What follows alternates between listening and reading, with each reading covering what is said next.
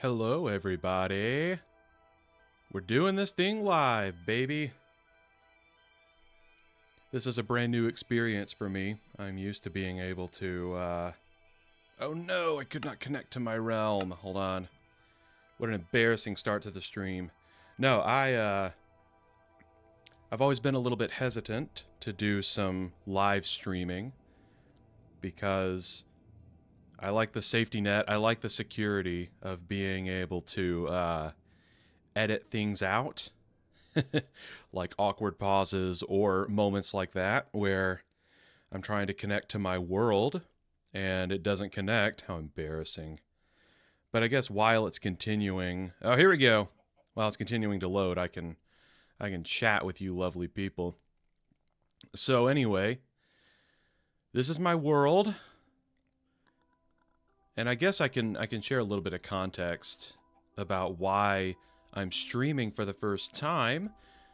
A few days ago, I came out with a short that was kind of like a base tour, and I was kind of showing you around like all the different areas of my base, etc. And I asked for suggestions about stuff to add to it, and so you guys actually gave some pretty good suggestions. The first of which I wanted to try and build is an art museum, and I thought this little corner over here of my land really doesn't have anything on it, so I think this is a perfect spot to at least break ground tonight on an art museum. So what I've done is... Oh, missed. Oops. What I've done is construct somewhat of the first pillar, the first corner. Come on, there we go. Of the art museum. As you can see, we might have to do a little bit of terraforming, which is fine. We will also have to relocate whomever lives in that house, which is also okay.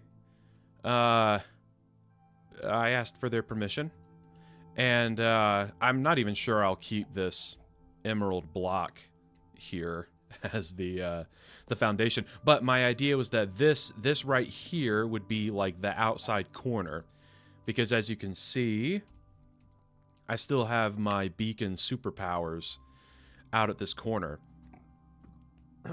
Excuse me. See, that's another thing I would have edited out. I wouldn't have had the the burps and the coughs and whatnot, the sniffles. I got to get used to all of that. So I'm hoping to entertain you with some very chill Minecraft building adventures, but also it is a bit selfishly kind of an exercise for me in being able to do live videos and whatnot. So enough with the preamble. Let's get into some building. So, I put up a poll today on YouTube and on Threads and asked what, you know, kind of like foundation block or blocks, I guess I don't even know if I phrased it that way. If I didn't, I should have phrased it that way. What block you would use to start constructing an art museum. And I phrased it that way, not just like, hey, if you were building a big building, what would you build it out of? Because an art museum has to be swanky, in a way. Or it at least has to tell a story, I think. Now, I say all this with a full acknowledgement that I don't get art. I've been to many sorry, I shouldn't say many. I've been to like 4 art museums in my life. And I saw things in those art museums that were very puzzling to me, and I realized I don't get art. Like there was this one museum we went to that had this white pedestal, right? So like imagine this as like white quartz. Imagine quartz in this game in Minecraft. It's like this little quartz stand, right? There was some like a glass casing on top of it, and inside there was a candle. And next to the candle, there was a cord, like a cable that you plug into a wall. And the cable was just like sitting out on the edge of the, or on the corner, and the cord itself was running into the candle. And that was the whole thing. That apparently is art. So, I don't get art because that seemed like the laziest art imaginable to me. It clearly had some sort of deeper meaning, but I'm very dense apparently, and I did not get it because it looked to me like someone had just shoved the wrong end of a plug into a candle. So, anyway, all that to say, it takes, I think, a lot of forethought and a lot of planning to determine the best building blocks for your art museum, for my art museum, for our art museum, because this will be a group journey. And the options I gave in the poll today were, I might even have to look it up, I don't remember, but it was, let's see, deep slate tiles or deep slate bricks, smooth stone, concrete, and something else. And I'm going to double check it real quick, but as of now, deep slate bricks is the winner, with concrete coming a close second. So I am thinking what I might do is combine the two. I might use deep slate bricks and concrete to kind of form the frame of this structure. Now, the thing about this museum is that it's gonna reflect my typical architectural style. Is yeah, thanks Cognitive Clips, aka Jordan. I know, yeah. Art is just paintings of horses. If that's a Bob's Burgers reference, I don't get it, but I'm guessing that's what that's from. Because that sounds like something that Gene Belcher would say from Bob's Burgers. But anyway, I forgot what I was saying. Jordan, you knocked me off my kilter. Knocked me off kilter. I will say, selfishly, the nice thing about using deep slate bricks is that I have a crap ton of deep slate. I can, let's see, oh, those are tiles, deep slate tiles. But here, like the brick stairs, I can get deep slate pretty easily because that's the material that spawns at the bottom of the world. So I think it makes sense to use deep slate for a lot of this. So concrete's going to be a little bit interesting because it requires sand and gravel and then a dye of whatever type of concrete you're trying to make. So what I wanted to do was experiment a little bit, at least with the frame of this structure. And for that, we're going to need some deep slate. And I think I will... I'll take enough cobblestone, or sorry, sand and gravel and... Oh, man, I guess, yeah, I'll take enough dyes to at least put together, at least experiment with some colors. I don't think I want white concrete because, like, I mean, this is deep slate right here. Like, this is the color of deep smooth, or is it polished? No, smooth deep slate, whatever you call it. I think it's the lightest kind of deep slate, so it's really like a dark gray. I think all the other deep slate blocks are more like that. They're almost black, and I don't know if I want a white and a black color like that because it just, to me, looks like a like a chessboard or a piano. And so I was also thinking I might use some gold block trim, because I mean it's gotta be swanky. But we'll get to that later. I think first things first, we got to put up the frame, and I also, unless anybody has any severe objections, will almost... So, oh, it's from 30 Rock? Jordan, a.k.a. Cognitive Clips. 30 Rock. Got it. Much to people's chagrin, many people close to me, I have not watched 30 Rock. I've heard it's quite funny. I just could not get into it. So, that's the end of my thought about 30 Rock.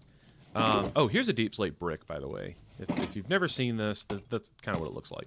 Oh, so it actually is very similar to the color of the polished deep slate. Okay. That's good to know. So, actually, you know what? Look, let's do some science in here. In fact, this will be fun. Here, we can, because of the carpets here, we can kind of stack these bricks in midair. Let's see. Let's do that and that. Okay, so I need to grab some. My nose was itchy. Had to scratch it. I would totally edit that out under normal circumstances. But these are not normal circumstances. All right, so let me get some. Oh, what is it? It's like, wait, it would be 8 total for each. Sorry, I sound like I'm rambling right now, and I promise in a moment this will make sense. You'd also be surprised at how many people who, or how many people have played Minecraft for a long time and never used concrete. I actually played Minecraft for several years without realizing that concrete was even a thing. Oh, okay, yeah, I can tell you already. I don't know that I'll like that coloring. That, maybe. That's going to be too dark. That gray, that regular gray, that's going to be too similar to the deep slate. Now, alternatively, I could use a different color. I don't have to use, like, some of these neutral colors, but let's see. How do I feel about that? I don't know. Is it too dull? Is it too dull for an art museum? So here's the other thing I was thinking about today. Whilst trying to plan this this building project, is a lot of my builds end up being really like I use a lot of those neutral colors, right? Like my tower here, it's not a tower. My monolith of a home. You know, it's made primarily out of deep slate, and it is, you know, it's. Here, let me turn to the field of view. Let's see. Wait, hold on. Oh, FOV. Here we go. Quake Pro. Yeah, see, it's largely deep slate, but you know, I tried to trim it out with some of the lapis lazuli blocks, and oh, this is trippy. I don't think I like that. We're not going to keep the view like this very long. Oh, I fell. Okay. Oh my gosh. Man, I feel like this is its own difficulty setting. Playing in third person with the field of view this way. What does it look like in first person, I wonder? Oh, wow. That's so weird, man. That's strange. Because, like, I'm 1 block away from this iron golem, and somehow... this is weird. Okay, anyway, I'm so sorry. I'm getting distracted. But, you know, I had the little gold archway here. But again, most of what we're working with here is deep slate tile. So... Oh, dadgummit. I keep forgetting that's out here. Normal. Boom. I am a bit hesitant to go all in on deep slate again for this build, which is why I think I want to default to primarily concrete. But again, my concern is whether or not that will look too neutral. Of course, here, let's turn this stuff solid. Also, again, if you don't know, the way you make concrete solid is contacting it with water. Yeah, see, that looks so similar. I don't know how I feel about that. That's a very it's very neutral. Like it I don't know. I guess again I can trim it out with stuff, but I don't know. Almost seems like it would be a little dull, I guess. That's kind of... See, here's the thing. The smooth stone, I like that it's lighter. What other colors do I have to work with here? Maybe I could go with a cyan? Cyan? What's... Ooh, actually, Yep, this is what we're doing tonight. I might not even build any structures. We're just going to play with colors. Just call me Bob Ross. Okay, let's try this out. Okay, and then... Now that already looks kind of artsy. What am I doing? Oh man. I messed up my own carpet. No. Get back here. Oh, wait. It can't hurt anything down here. Man, what an idiot. Okay. Is that there? That was there. And these go here and here. I chose a really dumb place to do this science, by the way. Oh, see? Oh, man, I kind of like that. Am I crazy? Now, I guess I have to imagine that being, possibly being like a whole wall of a building. Oh, I don't know. I'm so bad at these decisions. Some people just have an eye for this sort of thing. I do not. I really don't. I just realized I need to consolidate this stuff. I don't trust my decorative instincts one bit. Not one bit. See, I feel like cyan's a good... I don't know. It's kind of a I don't know, like a more muted blue, if that makes sense. Like that's royal blue, right? If I used blue concrete, that's the color it would be. Orange would be super bright. I actually have a lot of the colors represented in here, I suppose. Green, green might look a little. How would green look actually? I don't know. I don't know. Now, here's the other thing. Maybe I could use white concrete. Because I just had a thought.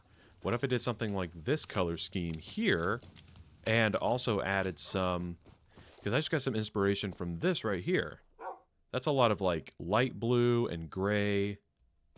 And I guess that's kind of a dark gray. It's not really a black. Could do something like that.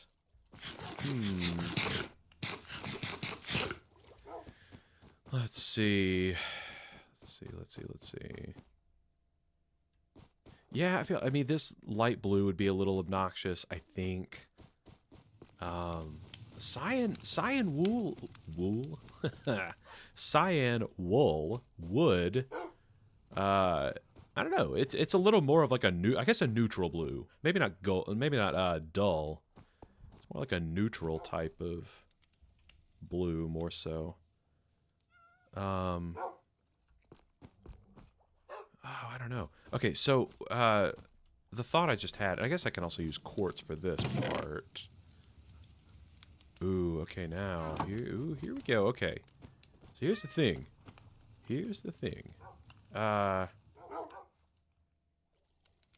So we can do. I know this is the most riveting build footage you've ever seen. Just an indecisive man fumbling around with his indecision. Here, I suppose it doesn't make any sense anyway to have the just the powder. We need the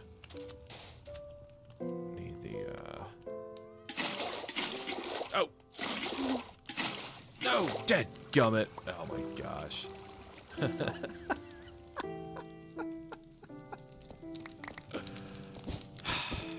How many times do you think I'm gonna keep doing that? Dadgummit.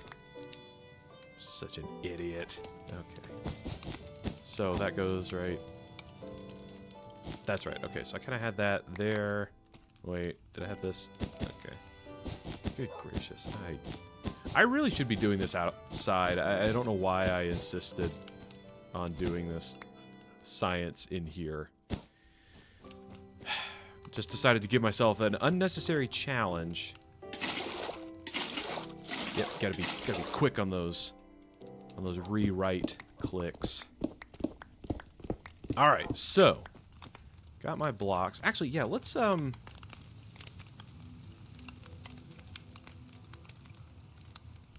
go outside.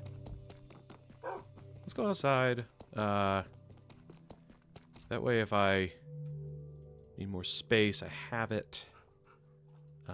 Okay, so here was kind of my thought. So, okay.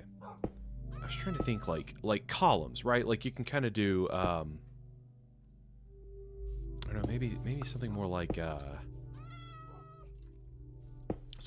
that, you know, and kind of have it let's see, like that, you know, sort of similar to the design of that archway. You know what I mean? Kind of have stuff curve up. Oh, hello, kitty. Hello, kitty cat. Do I have that? Oh, wait. Are you guys twins? You guys look very similar. Yeah,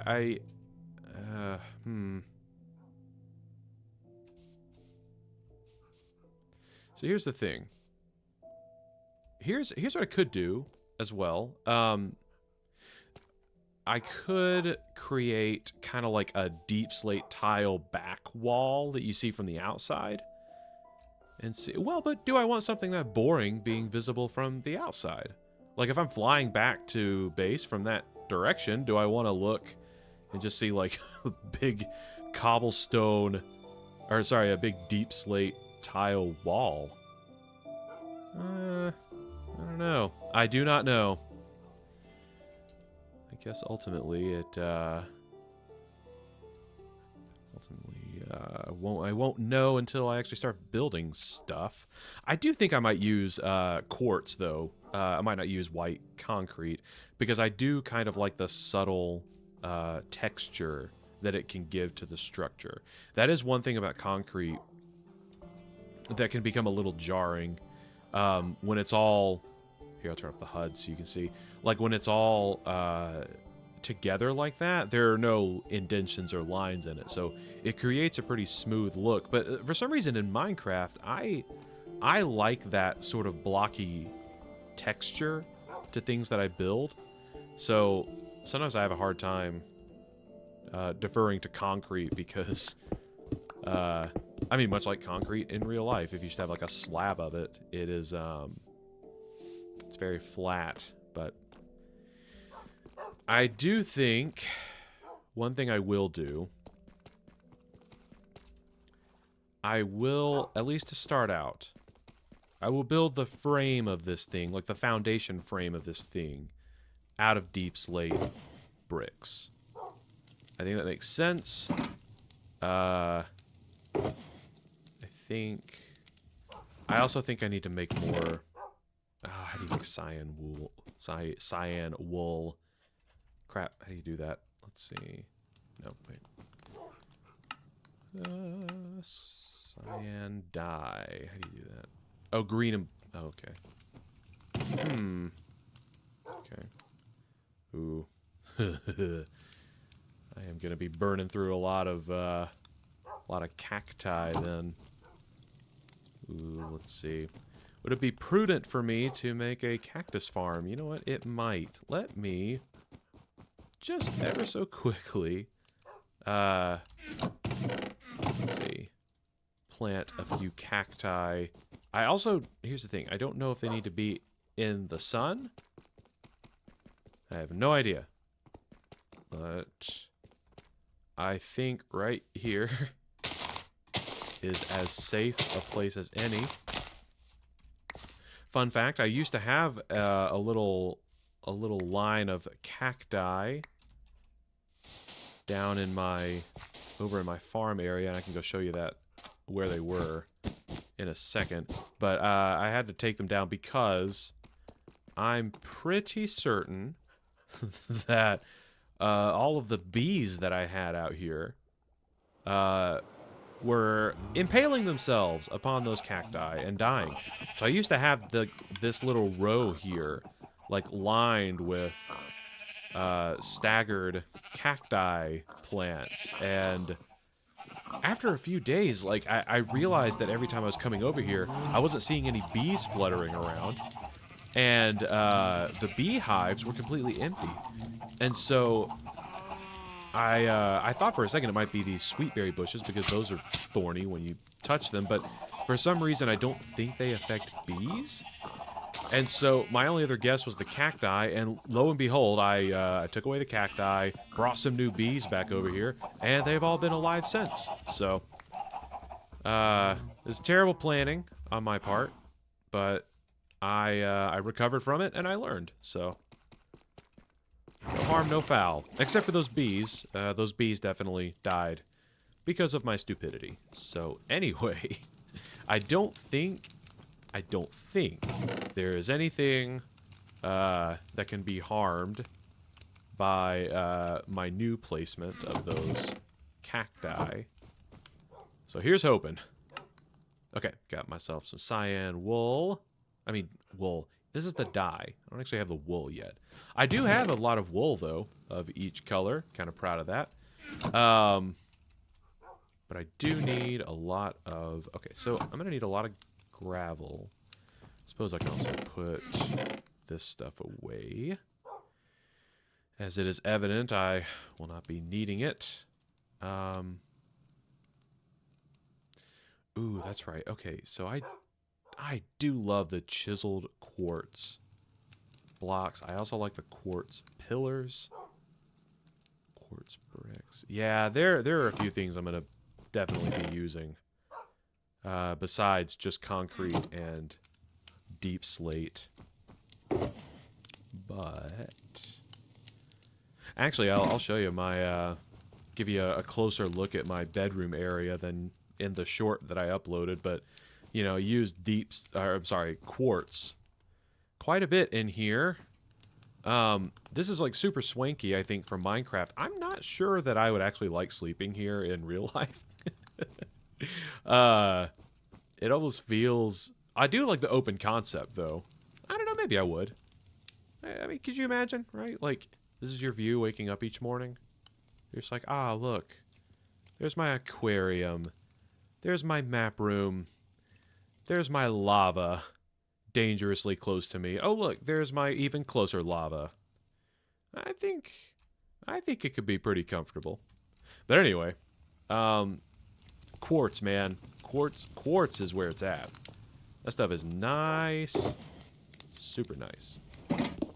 So we got our tentative colors picked out for some of the framing, etc.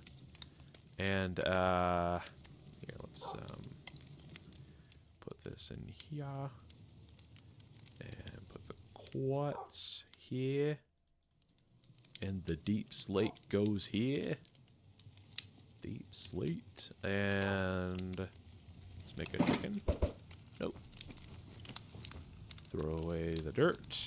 And I know that's wasteful. I know I could just set up like a fire, or I guess I could have gone outside and thrown that into the cactus to get rid of it, but I'm lazy. Didn't feel like running like 20 steps outside. I'm on a busy schedule here. I don't know exactly how much sand I'm gonna need for those 24 cyan dyes, not the wool. But I think I'll just bring 4 stacks of each just to be safe, because I'm bad at math and I don't feel like embarrassing myself at the moment with my poor math skills. Oh, wait. I had 15 in here already. Although, just eyeballing it, that feels like too much, but I guess it doesn't hurt to have more than you need. You know what? Let's just make a few more. Just, yeah, you know what? Let's make it a nice 36. That seems great. Okay. Now, let's head over to the build site. Also, whilst we are flying over there, anyone in the chat, if you can help me out, can you hear me okay? Can you hear the game volume okay? Is everything balanced fairly well? Like I've said many times in this first, I don't know, like half hour or so, this is all kind of a new experience for me. So, I want to make sure that, you know, I want to make sure you're having a good experience. I'm here for you.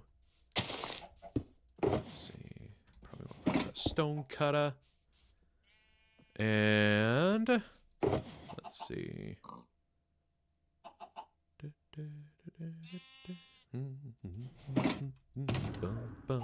Also, I will just warn you, this also doesn't make it into my long form videos, but I hum to myself a lot.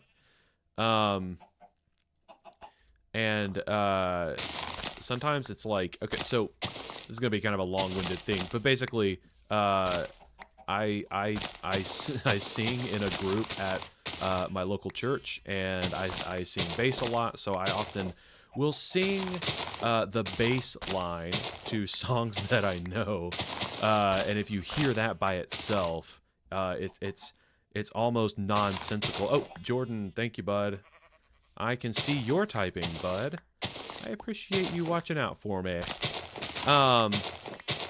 So if I start like singing or humming something that you don't recognize, it could be a song that I sing at church, and it's not even like the melody of that song. It's the bass line of a song. And so I apologize for that already, but that's kind of how the inside of my brain works, I think. So now that we've gotten this cleared away a little bit, I think... And by the way, just to be clear, I know that I will, based on this build height, using this as like the floor level, I will be building over this, but I wanted to clear all that out because one of the most awesomest trades that I can get over in my village, over yonder, you can't even see from up in there, from down here, over yonder is a shepherd. You can't even see it from here, but he buys red dye, and you can turn these poppies into red dye, and that's just like it's like an infinite money glitch in a way. Like if you're building a new Minecraft world and you want to try and like amass just a crap ton of emeralds really quickly, villager trades are the way to do it. Actually, I'd say they're the only way you can amass a crap ton of emeralds, but if you can luck out and get a shepherd who will sell you, who will exchange emeralds for dyes, especially reds or yellows or greens, you know, stuff that you can, stuff that's sustainable, right? Because like you can get reds and yellows by bone mealing the ground, and you know, picking up the flowers and converting those into dyes, and then you can sell those to a shepherd. If you can get a shepherd who will sell or give you emeralds for like red, yellow, green dyes, those, or even white, like white dyes, that's way OP. So that's part of the reason that I was clearing out this land. But anywho, let's, I think I've already decided I'm not going to keep that emerald corn. Well, am I? I mean, it would be awfully swanky. Maybe I should. Maybe just do, well, All right, so here's what I'm thinking. Let me just try to verbalize my thoughts. One of the things that Becca gets onto me for all the time, my wife, if you haven't watched our channel before, Becca is my wife. She is in many of our videos. We did a playthrough of hit co-op game It Takes Two together.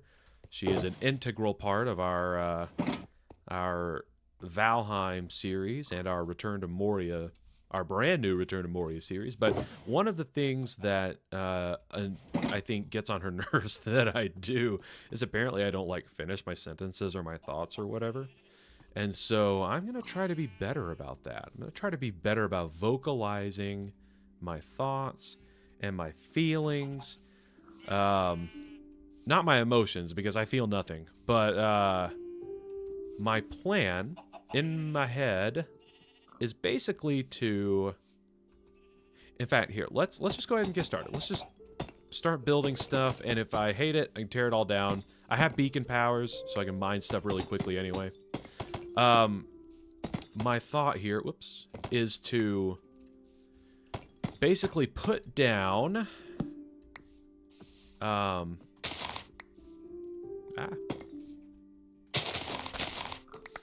see. Okay. basically put down a back wall right here that's like a solid wall. Is that too big? Is that obnoxious? Nope, I don't think it is. I think that's perfect. I was gonna put down, yeah, kind of like a back wall here that's like a solid wall, right?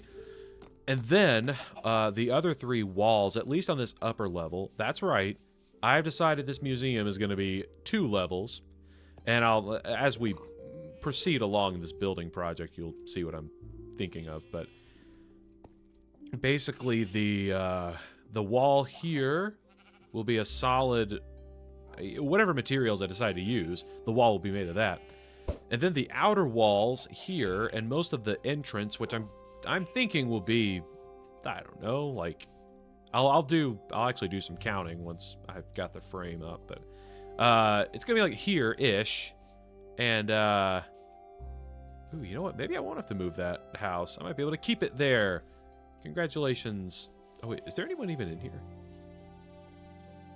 Sorry, I get easily distracted too. It's another thing Becca gets annoyed with. Oh my gosh, I forgot that this is... It's my first mending villager. Look at that. He sells mending books. What else does he sell, actually? Ooh, he sells unbreaking books. Ooh. I need to remember that. I need to go get some emeralds and books and buy some unbreaking books.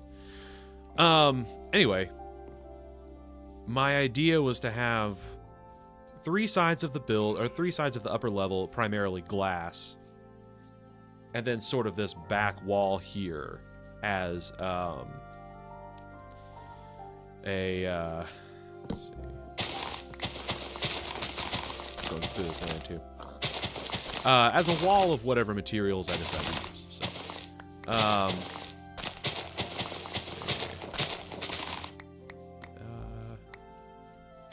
So, I'm gonna clear this land out. I don't think it. Oh, whoops. Light, stay with me. I feel like this area is pretty well lit up that I don't need to put on my armor, but I'm paranoid. I'm gonna put on my armor anyway. I know I also have the beacon powers, and so even if... I don't know, man. I feel like I could... With the beacon powers, I'd like to think that even if a creeper exploded, like, right on top of me, it wouldn't kill me, but... Why tempt fate, you know? So let me clear out a little bit more of this land here. Get some of these poppies. Then convert them to red dye and then sell them to those stupid villages. I'm just kidding. They're not stupid. They're very one-track minded, but they're not stupid. I also... I'll have to get you guys' opinion sometime about the nature of my... of my relationship with these villagers, because Becca is convinced that I'm keeping them in captivity, even though I've explained to her many times that if they ventured outside the walls, outside the safety of my safe haven, they would definitely die. So I'm really giving them the gift of safety, and I'm giving them the gift of purpose, because they all have jobs, which is giving me mounds of emeralds for random crap like stone and crushed up red flowers that I use to make dyes. But no, they live great lives. They are they're very lucky to have me. Probably. Alright. I'm gonna clear this a bit. And okay.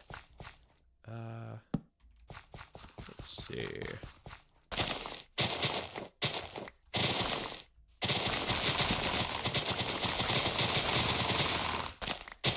If you've never mined with beacon powers, by the way, 10 out of 10 recommend.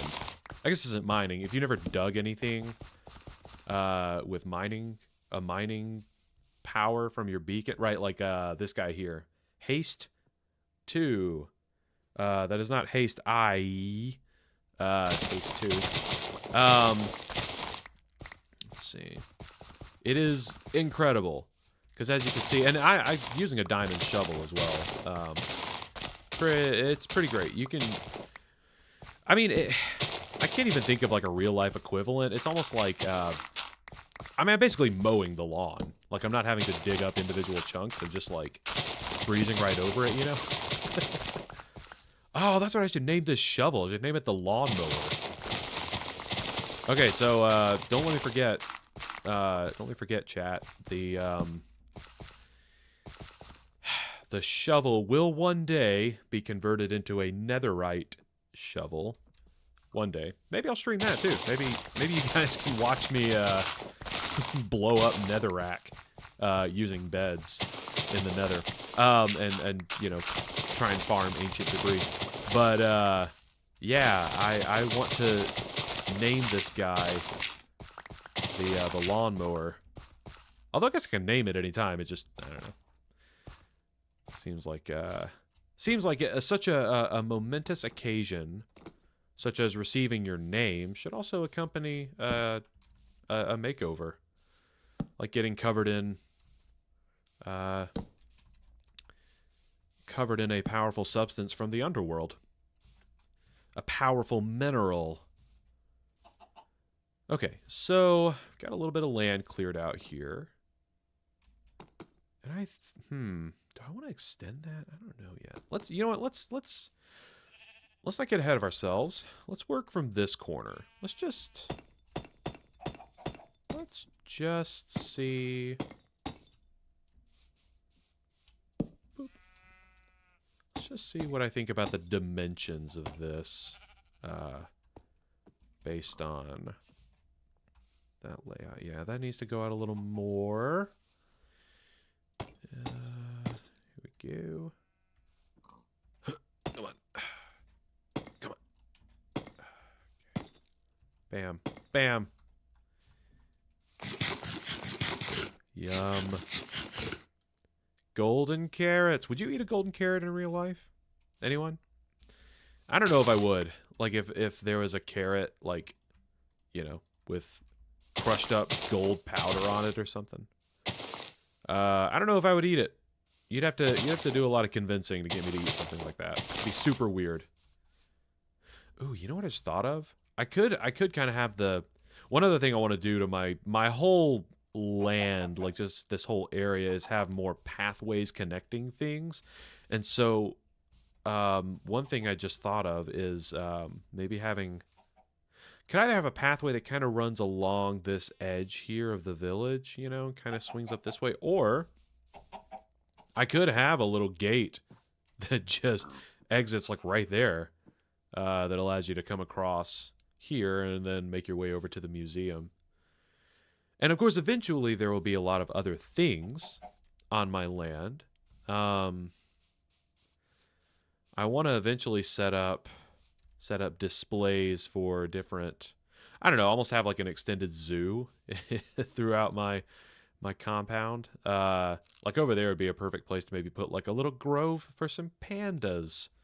And that's like a cave system down in there, but I could kind of put in some flooring there, and use that for, oh crap, what other animals are in this game? Oh man, hold on. I was thinking about this the other day. All the animals I want to try and tame and bring back here. Oh, mushrooms, like the mushroom cows. I want to put some of those somewhere. Oh man, what other animals are in this game? Oh, camels. Like camels, llamas, random stuff like that. Oh, polar bears. There are polar bears too. There are a lot of random animals and stuff that you know, it'd be fun to rescue them from the wild, from the dangers of this world, and bring them here to safety, to Bob Meets World's world, where all are safe and welcome, except monsters. If you're a monster, get out of here. It's gonna be the town slogan. Okay, I think. Do we like those dimensions? Is that big enough? Is it big? Is it ornate? Is it grandiose enough? I don't think it is. I think it needs to be a bit...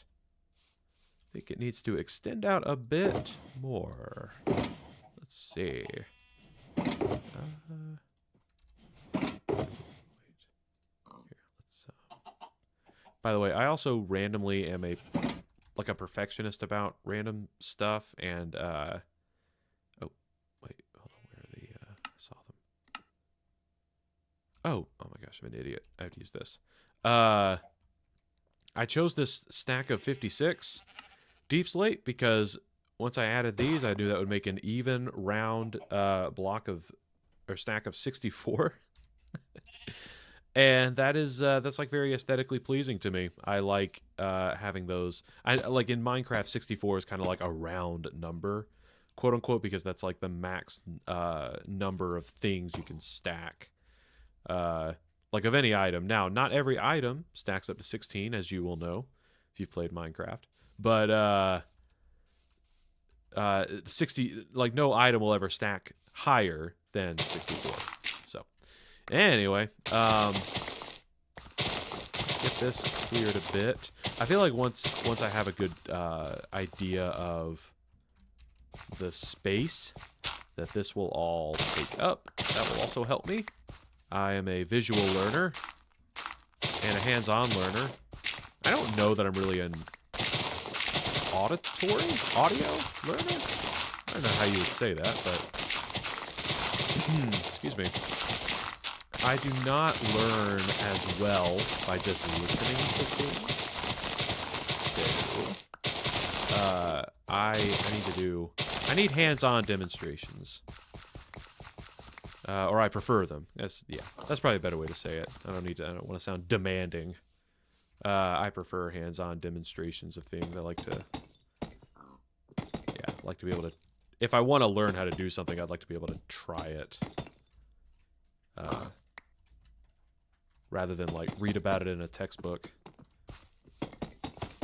Oh, excuse me. I need to, guys. I'm so bad at streaming etiquette already. I need to remember to turn my face away when I need to burp. I don't know what's wrong with me. Let's see. My mother would be so ashamed of me right now, burping into a microphone. Okay, what do we think about this? Is that, I think I like that. I think I like those dimensions. Let's get a bird's eye view. And, oh, wait, need my wings to do that? That was embarrassing. What an idiot I am. All right. Third person, go. All right.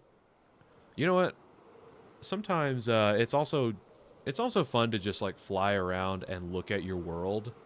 You know, like be able to survey all the things you have built. So sometimes if you have wings in your Minecraft world and you're able to just fly around a bit sometime. You know, look at all the stuff you've made. Get a bird's eye view. A new perspective is often very helpful. Alright, let's see.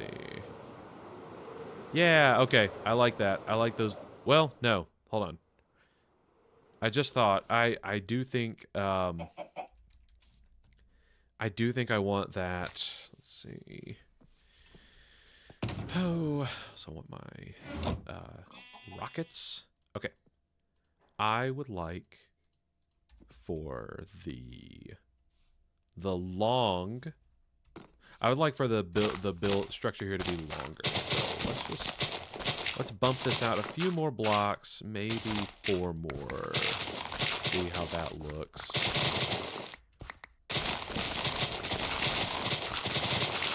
I should have called this stream Digging Dirt. Dirt diggers.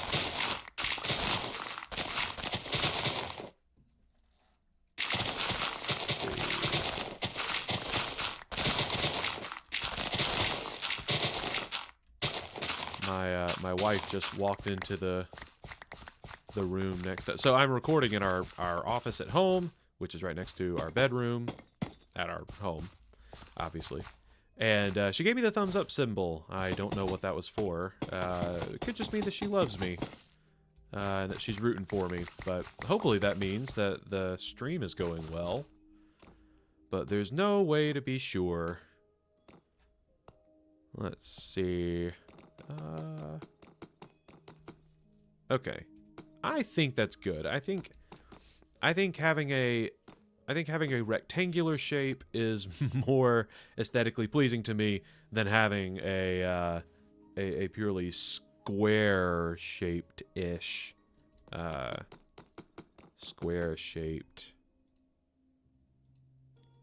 building. But let's see. Also, I'm never gonna use all this dirt. All right, I'm gonna try and teach you something. If you're ever playing this game, you need to just like get rid of stuff. You can start a fire, and just bloop, just toss stuff into it. Now, be careful and don't grab the wrong thing, because I have accidentally like burned diamond tools before doing this. You know, you're just kind of like, you know, like quickly grabbing at things and throwing, and you might grab the wrong thing and throw it away. Ah, see, just like that. I almost threw it away. That would be worth several emeralds the next time I do a raid. Oh no! Here, let's. Whoop. You know what? Actually, that might be a better way to do it. I just taught myself something.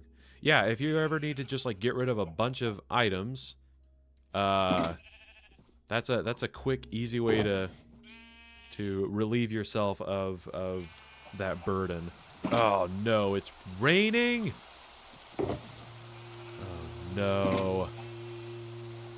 And now there's mournful music playing. Uh-oh. No, I kid. But seriously, some of the new music they added to this game, like, I don't know.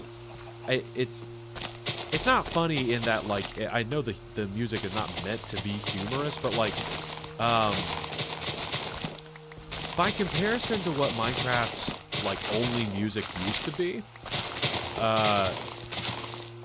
this does sound like, I don't know, I don't know. What's the right word? It's kind of extra compared to, like, how Minecraft music, you know, there's like, da, da, da, da, da, da, da, da, da. Right, like, that was the only Minecraft music. Or at least to me, that's the iconic Minecraft music. But now we've got whatever is going on here. This, can't even tell what instrument that is. But,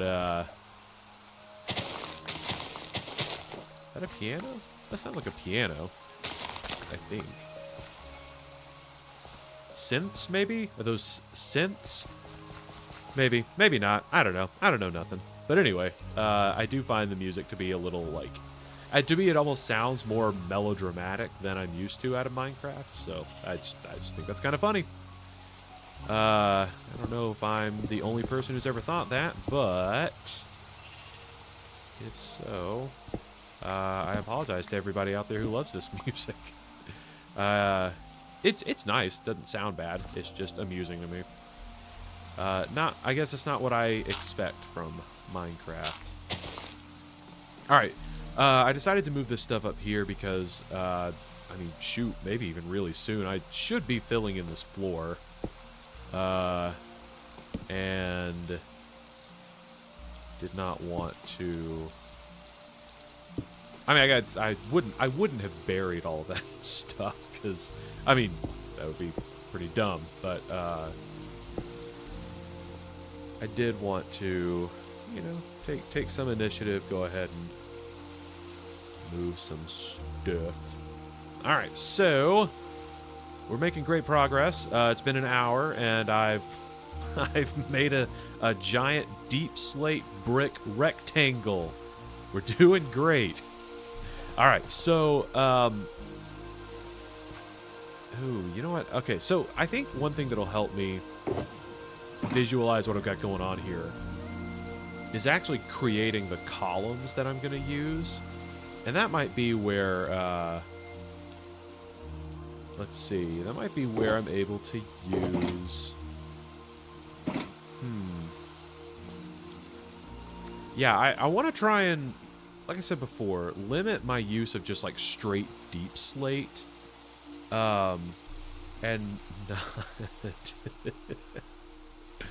I'm yes, Jordan, all hail the rectangle. Yeah, I might have to do the columns first. Now, here's the other idea I had. I might do that later. I thought about having I need an example block to demonstrate. Where's my stuff? Let's see. Let's do this. Oh.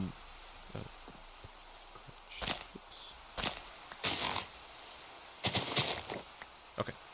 So I was thinking about like having like a little balcony thing. You know, like if this is the wall, you know, kind of do like a balcony thing all the way around, so you could like walk around the outside of it. But I guess, I don't know, that might diminish the the effect or the look of the glass. I'd like to do mostly glass on the outside here, so. Do not know. I think. Let's see. What do I do here? What to do? I'm also going to put my armor back on, just in case something spawns in this rain and sneaks up on me.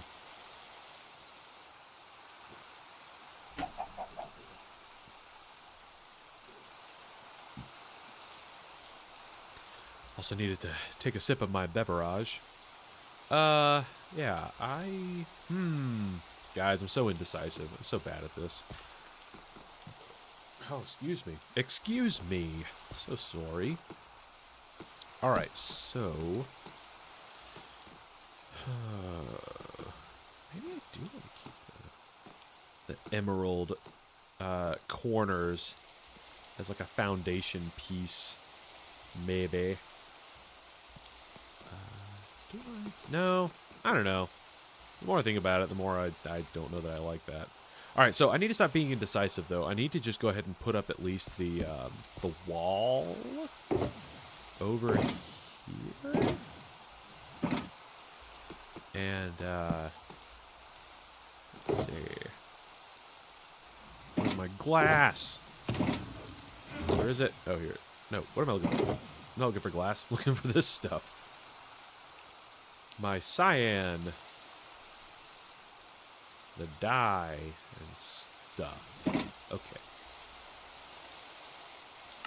Oh, whoops. Nope. I need the cyan powder. There we go. Alright, so. Oh, shoot. I forgot. I gotta. Okay, wait. How do I do this? There's a way I figured out a while back. A reasonably efficient way to. Let's see. Like that, I think. Right? Yeah. Okay. Yes. All right. So the idea here is, I'm gonna put this on because I'm gonna be towering myself up pretty high. You know, so you have to. Oh, right. Go 2 at a time because of my powers. This won't take as long. Yeah, so the idea here is, since concrete concrete powder has to touch water to become concrete, you can just tower up and then pour water over that, and it should trickle all the way down this tower of here are the phantoms. Yep, see, that's where I wanted to put on my wings. Okay. You guys picked a fight with the wrong guy. I know this is supposed to be a building video, but we are absolutely taking time to do a phantom dogfight. Here we go. No. Oh, I missed. Crap. This is going poorly. I'm absolutely doing this. Also, they knocked me off my tower.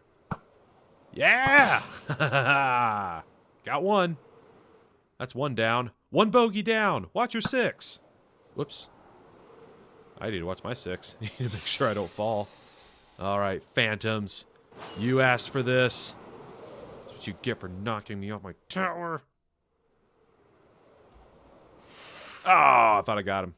Oh, yeah! Got 2. Ooh, can I land on this? Oh, come on. No! Now the new challenge is landing on... Dadgummit, why didn't I do this?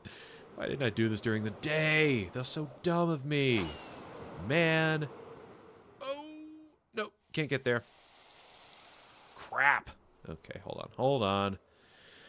Okay, here's a new plan. Let's try doing... Let's just go all the way up the line. Come on, baby. Oh, no.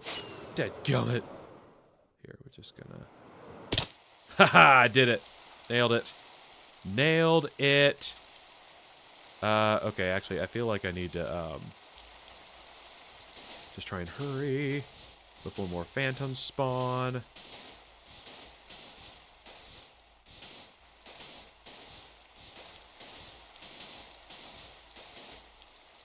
Oh, I'm out. Okay, perfect. Now, should be able to do that. And then just kind of mine my way down as the water turns this into concrete. All right. Seems to be working.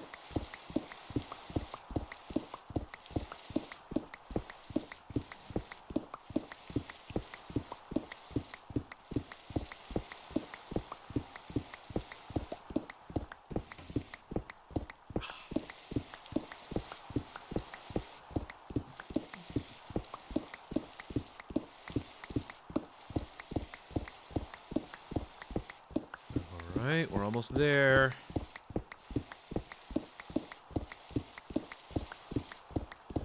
Okay. Sweet. Okay. Woo! Did it! Not even the phantoms can stop us. Alright, so, real talk though. I am gonna go back to my home and sleep. Actually, you know what? I'm gonna sleep right here. I'm gonna sleep right here. I'm gonna use my sleeping bag.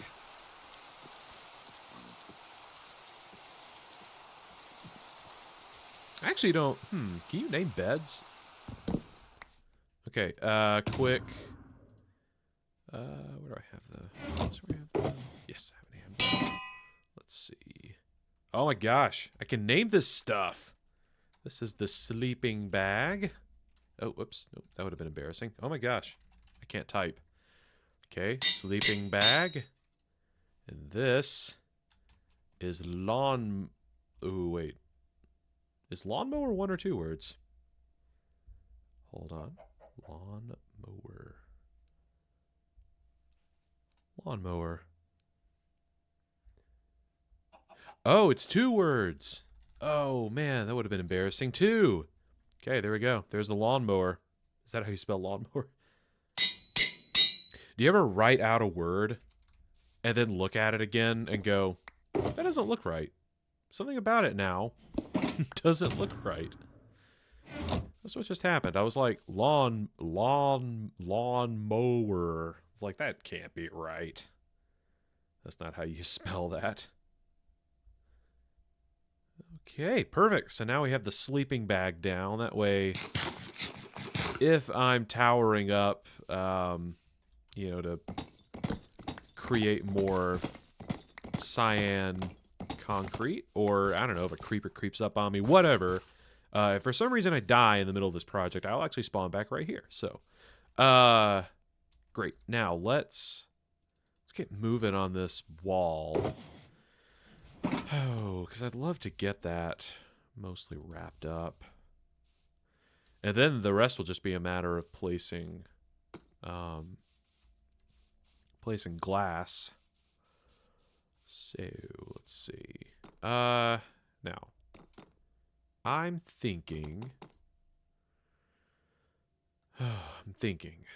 That's always dangerous.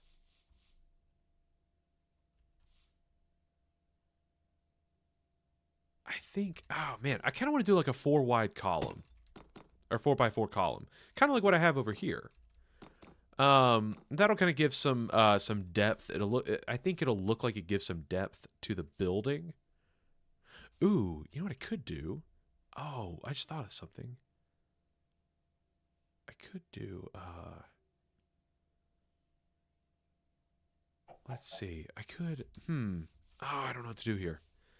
What's a way to, like, kind of create a column that could do 3 wide? Let's see. So what if I did something like that? Something like that on the edges, and then...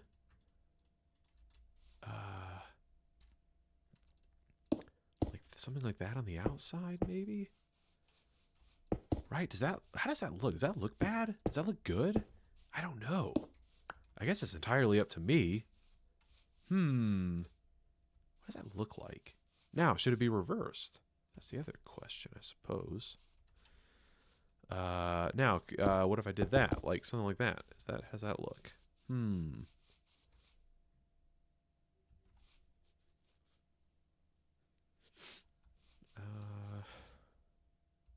Now, okay, here, let's reverse course a bit. Ah! Deep slate tile. You get back in place. Who said you could move? Here, okay. Boom. Alright, so, crap, I already lost my idea. What was I gonna do? I was gonna do this. Right? Was I gonna do that? I think I was gonna do that. Oop, there we go. Alright, so... I kind of did like that. No. Is that what I just had? What was I just doing? Like, is that the same pattern? Huh. It's a little villager sound for you. Now, that would be kind of neat, though, to have the... You know, now that I'm thinking about it, I think I do want the place to kind of seem bright. Like, the inside of my house, I mean, a lot of it, at least on the upper level, like, it feels... Like, it's lit up, but it feels dark just because of the darkness of the deep slate. Wait, do you guys see that? What are you doing up there, man? What? Do I have time to deal with this? I think I have time to deal with this. Okay. Okay. I take back what I said earlier. The villagers are dumb. Here we go. Let's go rescue a villager, I guess. Man, these guys would so quickly die if it wasn't for me. All right, listen, bub. That's what Wolverine says to people. He calls him bub. Listen there, bub. Okay, come on. Look, cartographer, sir. There we go, you're fine. Are you kidding me? What on earth? What is wrong with you people? What are you doing? Do I need to move this? I guess okay. I'm sincerely confused. You know what? I'm gonna move that. I don't like the idea that villagers are just kind of congregating on a precarious surface from which they could fall and die. So we're gonna move that.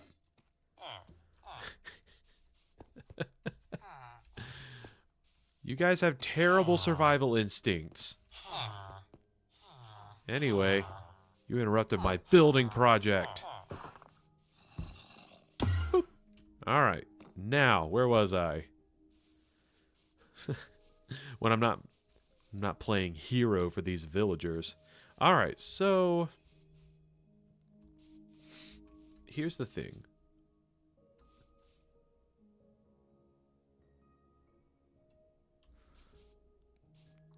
Let me try this other design. Can I use... I can. Beautiful. Yeah, well, I guess I'm using 10 of these. Oh, wait, did I already have pillars? I already had pillars. Oh, I already had some pillars. Oh, I'm so dumb. I wasted some quartz. And of quartz, it'll be impossible for me to get more quartz. Okay. So, my thought is that we create pillars right here. Kind of like the the things you sleep on at night, you know? Don't you love a nice soft pillar? And here we go. Then we stack these guys up. Right. So you know what? I think that's the design I'm going to go with, at least for the column areas. Let me also lay down some... Okay, sorry, emerald blocks. I am... Here, I'm gonna dismantle you. Okay, there we go. Boom. And let me get rid of these stone bricks, because I will not be using those. Since I built most of the, like the town infrastructure of the village out of stone bricks or cobblestone, you know, or some combination of those blocks, I think I'm gonna try to avoid using stone or stone bricks for this. I know I presented it as an option in the poll, but I was secretly hoping you guys wouldn't pick it, and so you never let me down. Here we go.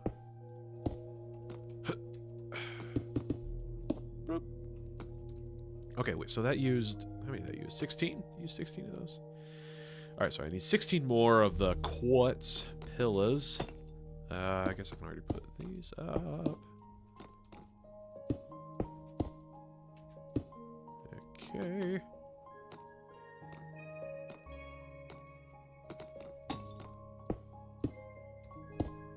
You know what? At the end of the day, I shouldn't fret about the design of this art museum. Because if I understand correctly, art and the enjoyment of art is subjective. So, I guess you don't have to get it. Anyone can enjoy art, or so I've been told. Okay. Seeds, away with thee. Okay, let me make some more. Let's see. Oh, I need 16 of those. Quartz pillars. Okay. Let's go and build that right there, and that right there. And put that. Oh, here we go.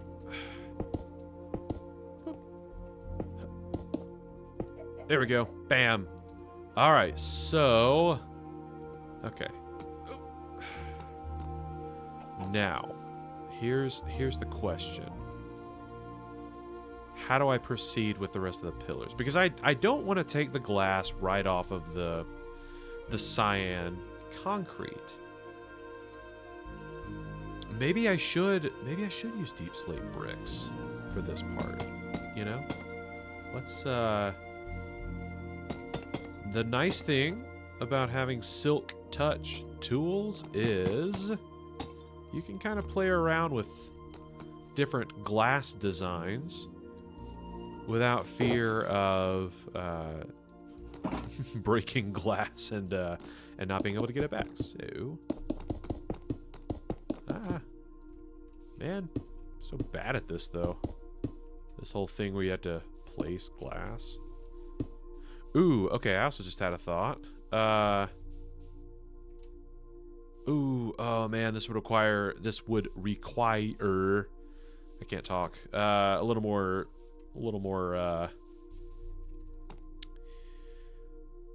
legwork from me, but what about a gray concrete foundation here? Right? Does that make sense? I mean, sorry, does that make sense? Like, yes, of course it makes sense. Like, it's possible to do. I just mean, stylistically, would that look good? Because I'm now, yeah. Ooh, let's see. I'm going to go try it. I am going to go try it. We're going to do what parents would call the try it bite. Like when they want you to try a new food. And the whole time you're insisting, no, Mom and Dad, I don't like this. And they're like, hey, just try it. just take a bite. And then you take a bite and confirm that you do not like that food. Let's see. It's going to be just like that. Yeah, let's put all that there. Back to the home. Whee! All right, let's do a quick pass around the house. Okay, one of my favorite things to try and do whilst flying into the house is try to... Oh, can I make it? Is to try and, like, fly and kind of squeeze around this corner and fly down in here without touching the ground. It's hard to do, and I'm not very good at it, but sometimes, on very rare occasions, once in a blue moon, I can pull off that maneuver. Okay, wait. Was I going to do the gray dye or the light gray dye? Ooh. Wait. I'm actually thinking maybe the gray dye. I think the gray dye might look better. Okay. Yeah, that's probably enough for now. That's enough for now to do a test. We can do a test. Oh, let's see.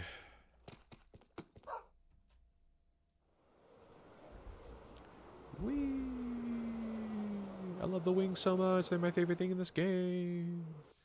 That's actually not true. I think truly my favorite thing in this game is the channeling enchantment on the trident. If you've never used that before, oh man, you're in for the time of your life. In fact, if you've never used that enchantment before, I'm tempted to not even tell you what it does at the moment, just so you can Google it. Or I mean, not to plug the channel too much, plug my own channel too much, but I did just put out a short. Not just, I referenced a short that I'd made a while ago, showcasing the power of the channeling enchantment. If you wanted to find that, you could go check the community tab of the channel. You can go see how I used the trident and the channeling enchantment to great effect. Oh, well, we'll just put that right there then. Okay, same deal as before. Although, did I sleep? I might... Oh, wait, I did... Did I sleep? I don't remember. Anyway, I have my wings on, so if more phantoms spawn and knock me off of my concrete powder tower here, I shall be safe. Okay. And almost done. Okay, just do a little quick water.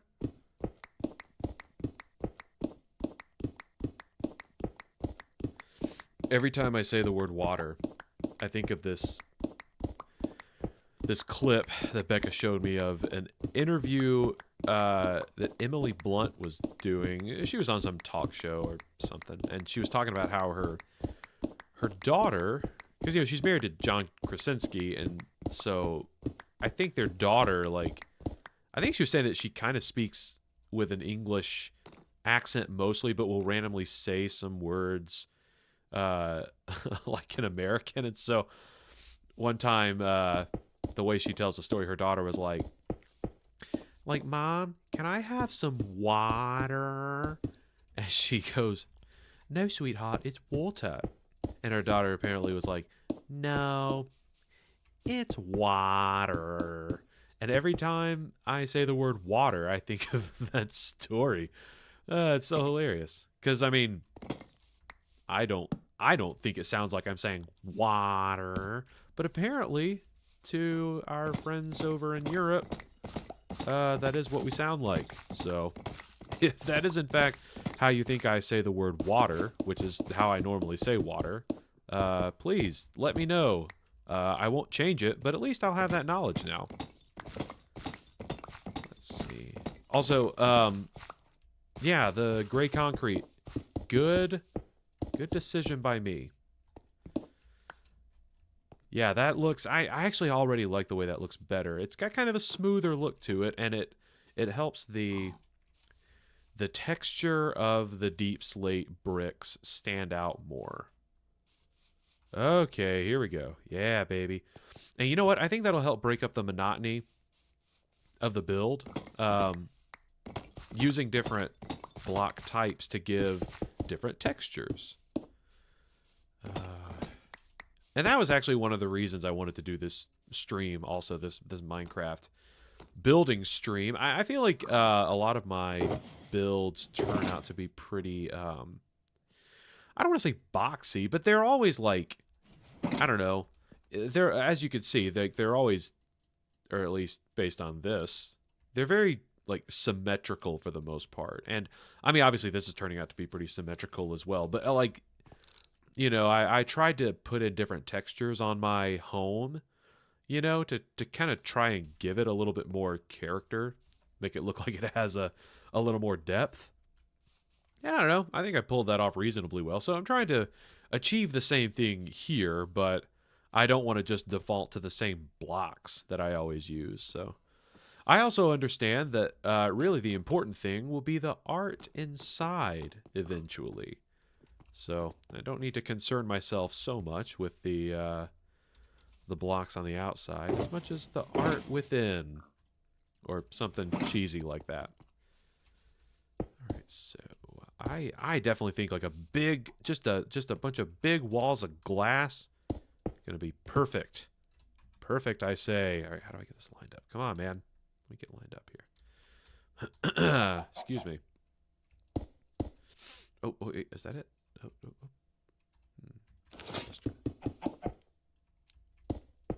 Ah, dadgummit.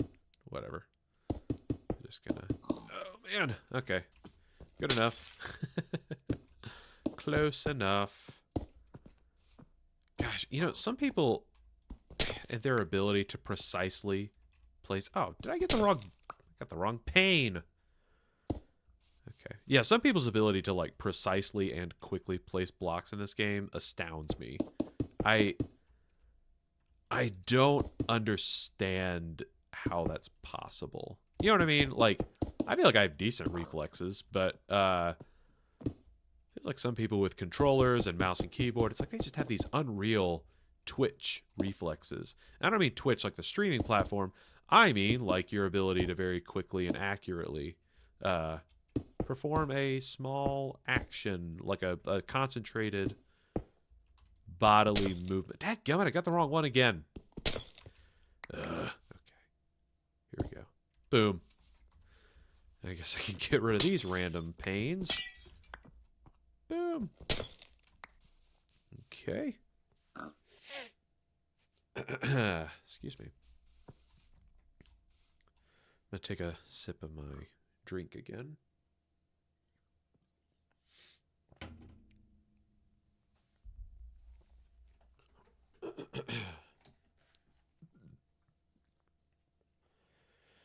Excuse me. Man, I totally would edit that out in a real in a long one of my regular videos. But I'm trying to break myself of that. Don't need to edit anything out. Nothing gets edited. Not even on the video on demand version of this. I'm just gonna keep this raw video. It's all gonna be there for anyone to enjoy in all of its glory. How do I keep missing that jump? What is wrong with me? Alright, let's fill in this column here. By the way, I have not forgotten that my plan was to use gray concrete for the frame here. I just figured since I already have the glass and the deep slate bricks and other pertinent materials on me that I will go ahead and just build what I can before heading back up to the house to grab some more gray dye. Also, let's get rid of this dirt right quick. Nope, wrong shulker box. Hey, there we go. Boom. Okay, glass. I need more glass. I actually should warn you now, I am almost certainly going to breeze through just so much glass in this build. There will almost certainly be a borderline obnoxious amount of glass used for this museum. Just you wait. Just you wait. Just you wait. Any Hamilton fans out there? Love that musical. I can't say the phrase "just you wait" without Becca breaking into song. Just you wait, just you wait. Alexander Hamilton.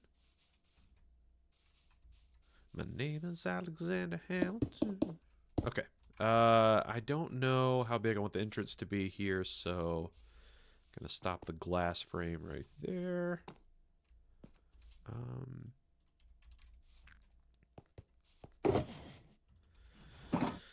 I'm also gonna set down some scaffolding here just to help myself later.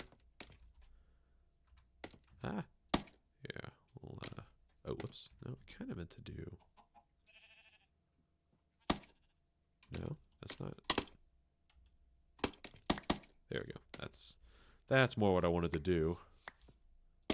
Oh, whoops. Ah, I was terrible at this. I'm so bad at like scaffolding physics in this game. I guess I just don't use them that much, or I don't use scaffolding a ton, so I don't. I feel like I use it. Let me put it this way: I feel like I use it infrequently enough that I forget how it works very quickly.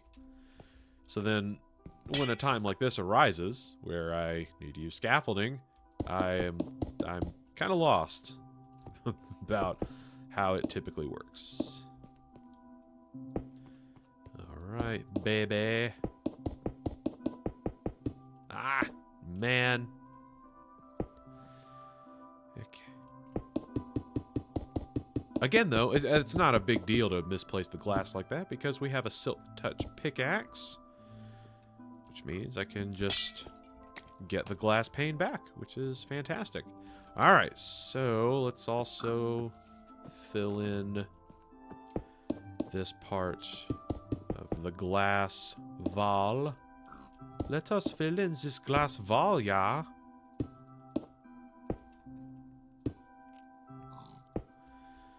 Okay. Excuse me. Ah, come on, baby. Come on. Nope. I feel like I'm getting way off kilter here. Let's try. There we go. That's better. That's way better. That's so much better. Okay.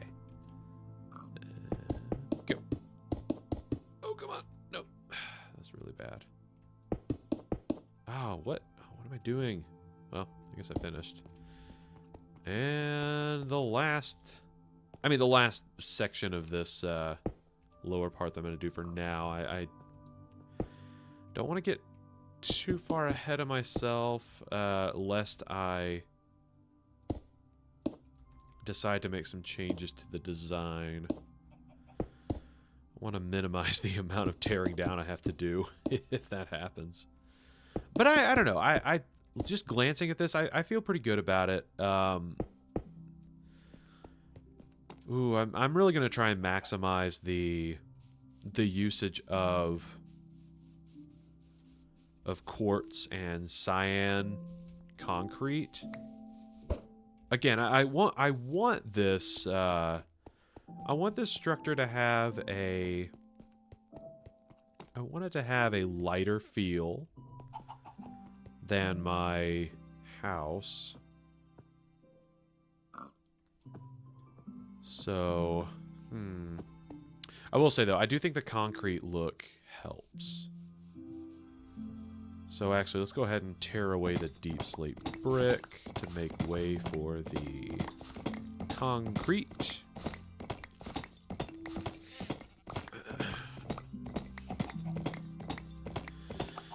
Okay.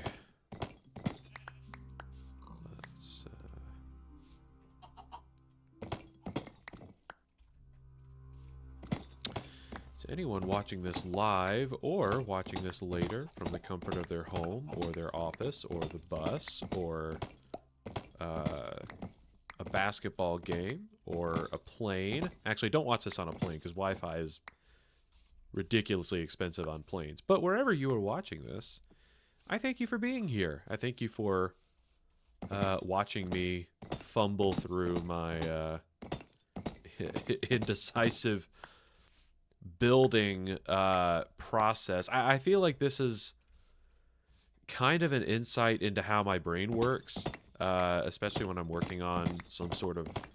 I mean, obviously I don't build houses in real life, but in a lot of ways with the creative process, this is kind of how my brain works in real life. It's a lot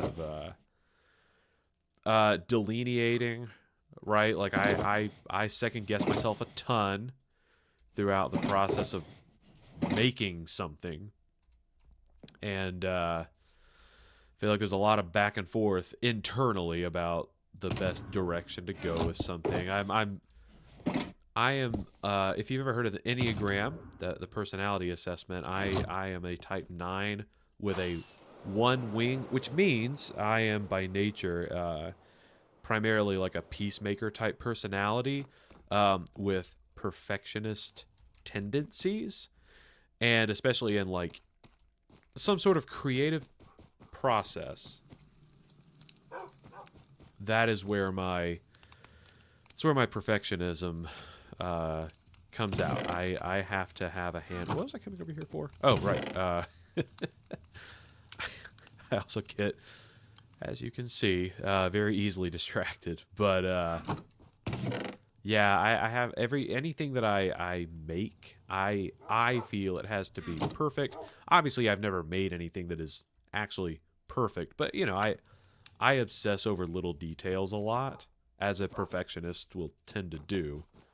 And it really does come out in situations like this, where I'm making something and people are going to see it, and I know that people will see it, and get up in my own head a lot. So this is a good exercise for me, forcing me to build stuff that people are going to see, and I can't edit anything out. Everything you're hearing and seeing is this is just me, baby. It's just me. Oh, you know what I just realized? Guys, I'm an idiot. I was putting the sand and the gravel in a certain configuration. I didn't have to do that. I could have literally just tossed it all into the crafting table, and it would have worked just the same. So, yeah, that's the rookie mistake that you've gotten to witness me make several times already. It's like this is amateur hour over here. All right, let's make some concrete. Or I guess some, yeah, let's solidify some concrete. I guess we've already made the concrete powder. Excuse me. Okay.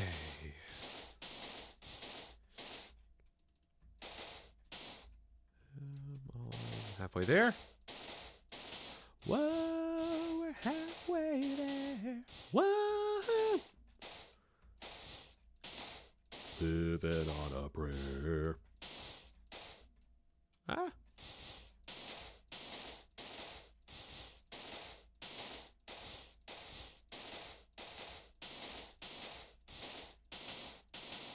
All right, so speaking of liquids, whilst I mine down, I'm going to take another sip of my drink. Oh no! Wait, did it not work? Oh, come on. What? No, I took the water away too fast. Crap. Okay, let's try that again. There we go. There we go. Okay, that did it. Oh, that was so disappointing. Okay, now I'm going to take a sip of my drink while I mine.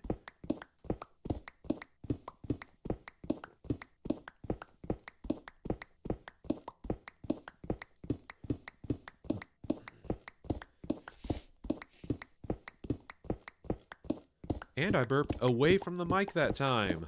I'm learning.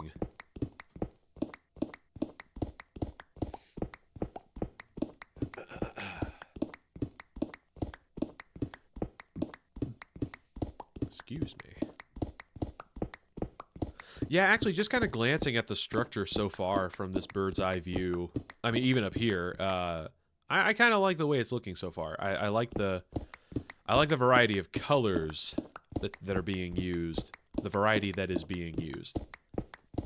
I think this is going to turn out to be a very lovely structure.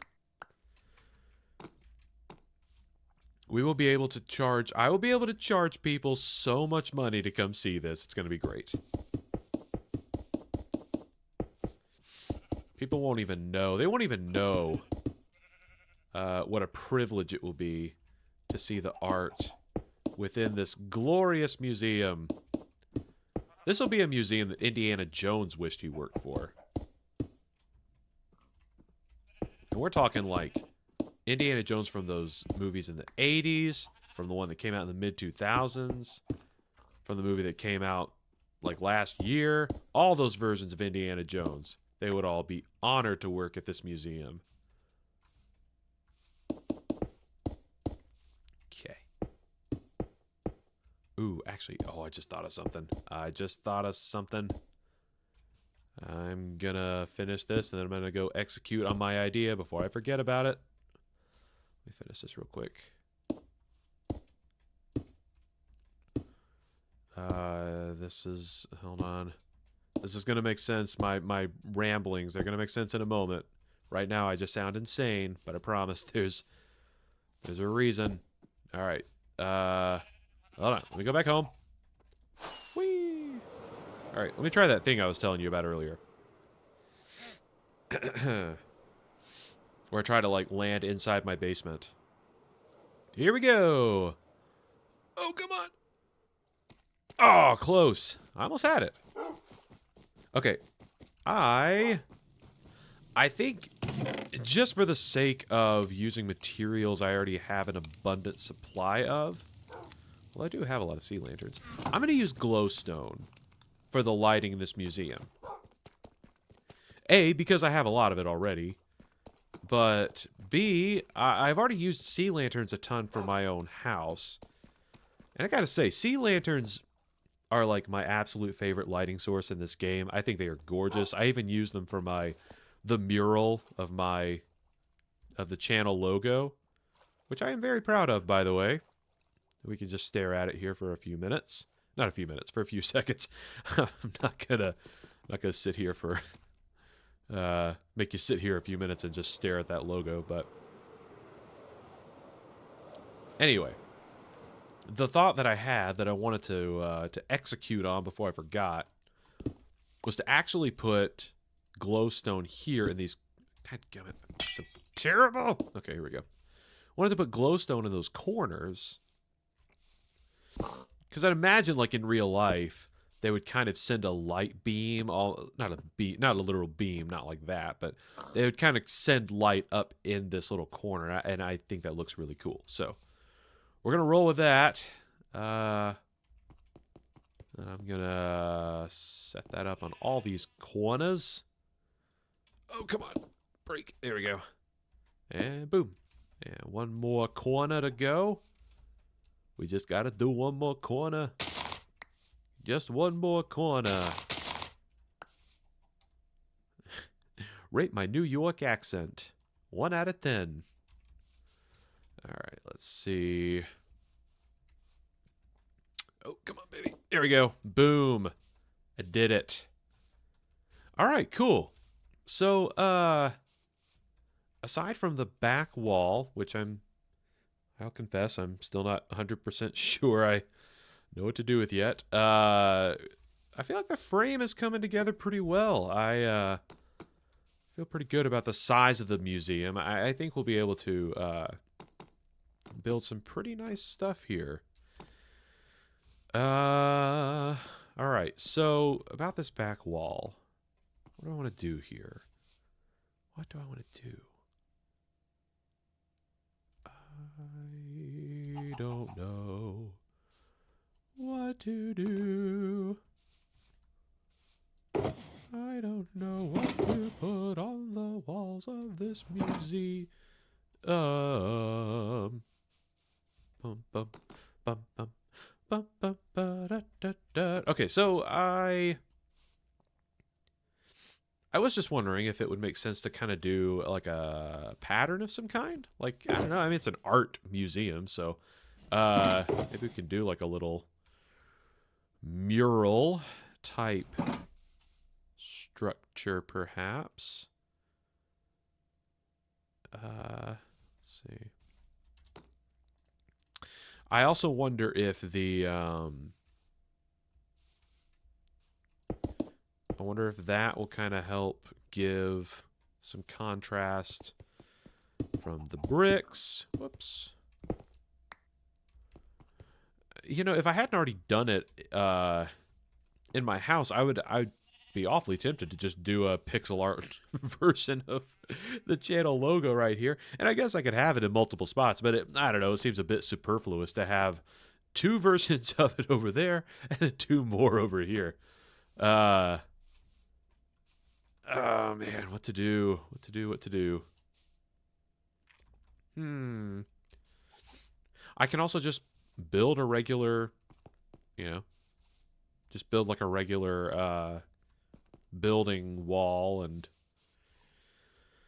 change it as needed later. Let's see.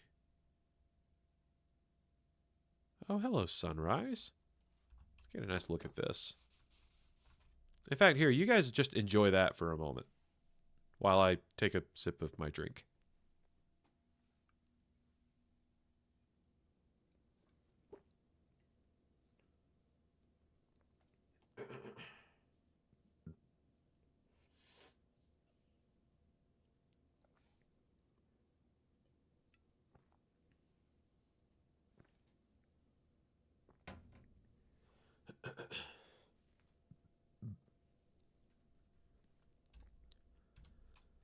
Yep, this game is as beautiful as ever. I don't know if that's like a I don't know if that's a controversial opinion or not. I feel like anyone I've ever talked to who doesn't play Minecraft or has like played it and didn't really like it, I've always gotten the impression that the graphics kind of threw them off a little bit. But I've always found this game to be very pretty. I just what it might take a minute to get used to the blockiness of it all, but I mean, if you look at it, like I don't know, like there are a lot of really cool landscapes that you can look at, and the fact that it's a procedurally generated map every single time, oh, excuse me, is going to give you some really, really unique looking, well, some really unique views. I don't know. I find that really cool. I don't know. I think this game's really pretty. I like it a lot. And I think there's a beauty in its simplicity in a way. Like it's not trying to be like Call of Duty and I don't know. What are some other really, really good looking games? Like Alan Wake 2. I haven't played it, but I've seen some footage from it. And I mean, there are some aspects of that game where, and again, the visuals are gorgeous. And there are aspects of it where you're like, oh, they're almost like trying to simulate what the real world looks like in a video game. And it's incredible that technology even exists these days. But I don't know. I also still just kind of like the simplicity of this very colorful but massive blocky world. Anyway, enough. What was that? Was it reminiscing? Wasn't reminiscing. Was it really like mushy either? Anyway, enough fawning over Minecraft and how beautiful it is. I need to figure out what to do with this back area. I don't want to just make it a solid color, but I can't think of what else to do. Ooh, maybe, well, dare I make it a deep slate brick? No, I said I wasn't going to do that. I still don't want to do that. I don't want to make it just a solid deep slate brick wall because my whole house has solid deep slate walls. I want to do something different. What to do? I also don't, I guess I don't want to make a solid, I don't want to make like a solid wall of a wall of just one color either. I want to have some. I want to have multiple colors to it. I want to have textures. Let's see. Also, we put that there. Yo no sé. That means I don't know, homie, in Spanish. Let's see. You know what? Let me. Oh, whoops. Let me run back to the house. Let me go back to my house there, eh? Get some inspiration. I wonder what other types of building blocks I might find over there, friends. Sorry, I also do accents sometimes. Becca likes it when I do accents. I think anybody who is from the country or area whose accent I am trying to do would tell me that my accent is terrible, but I still enjoy dabbling in accents.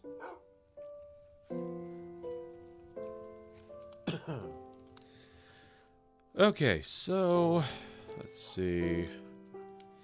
Do have some of this chiseled deep slate, which I think looks pretty nice. I don't know, maybe andesite? Polished andesite looks pretty good. I do like the smooth stone, though. I like that look, too. So I don't know. I'll tell you what I want to do, though. I want to incorporate some of the... Oh, wait, I have all this stuff out of the build site. Let me take some of this smooth stone. Let me take some andesite. Because I do want to incorporate some of the cyan brick and possibly some of the gray... Sorry, cyan concrete.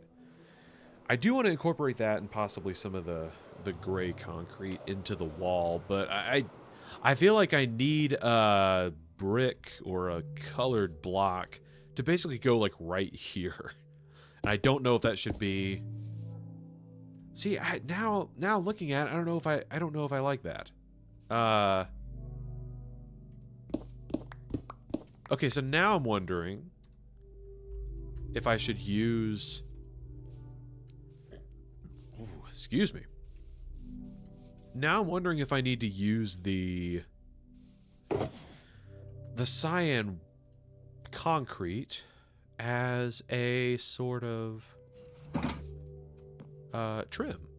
You know? Like I wonder if I can make like a pattern of sorts.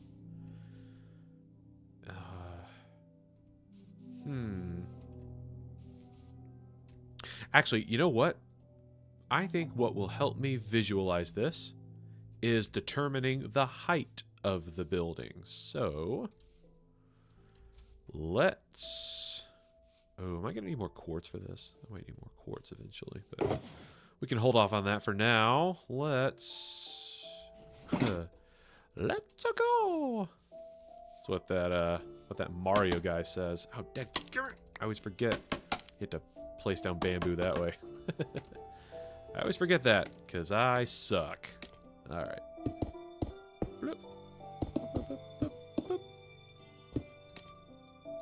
Okay. Yeah, I mean, I'm kind of thinking I'll just go, you know... Oh, I need more quartz. Forgot about that. Yeah, I will,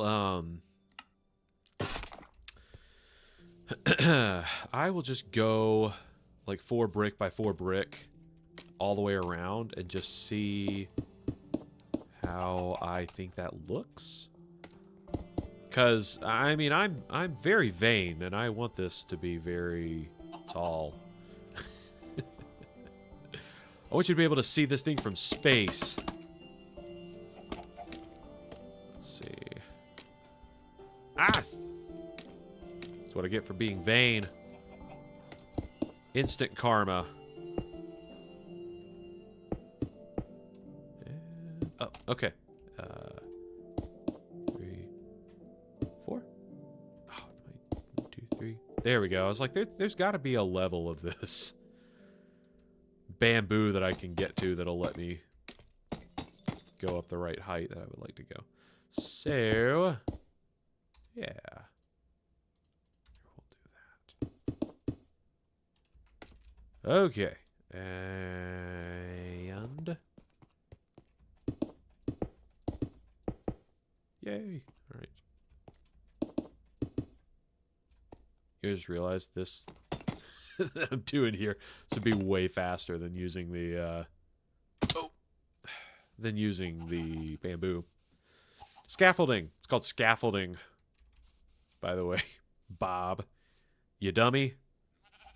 Get the name right. You know what though? I do think that the scaffolding is very good. God, man, so terrible at using this stuff. It is really great though for well, just quickly walking your way up to the top of a structure such as this. Here we go, baby. There we go. Now we're cooking. I mean, we're not, you know what I mean. We're building. But it's like cooking, but with tools. And you're not making food. You're making an ornate museum. Actually, you know what? Can probably take away this stuff. Also, it has occurred to me that maybe ornate isn't the right word to use for this museum. How did I describe it in one of my posts? What was it? Oh man, I used a word that they use for a Skyrim mod that makes the Thieves Guild opulent. There's a mod in Skyrim called Opulent Thieves Guild, and so basically the idea is that as you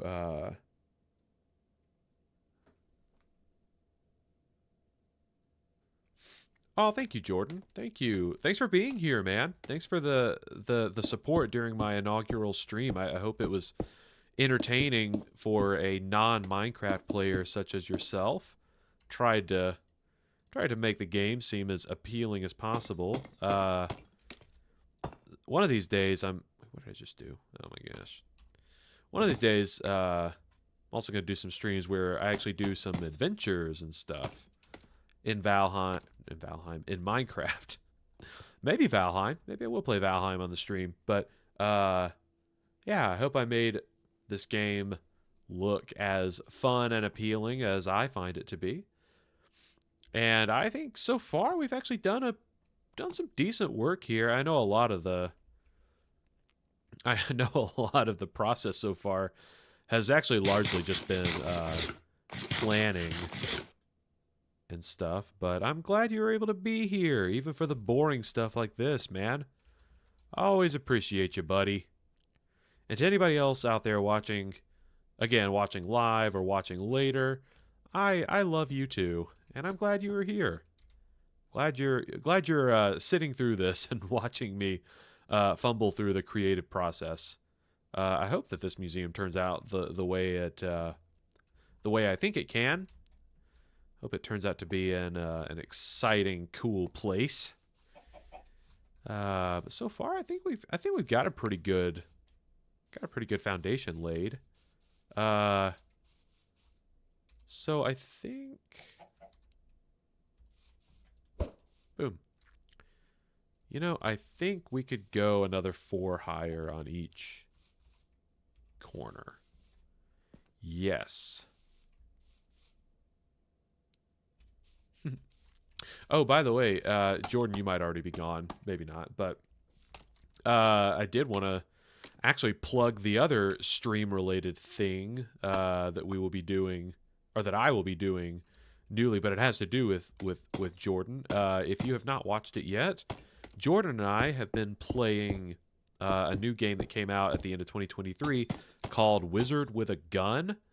It is, I don't even know how to describe it. It's like a kind of a top-down 2D crafting survival shooter.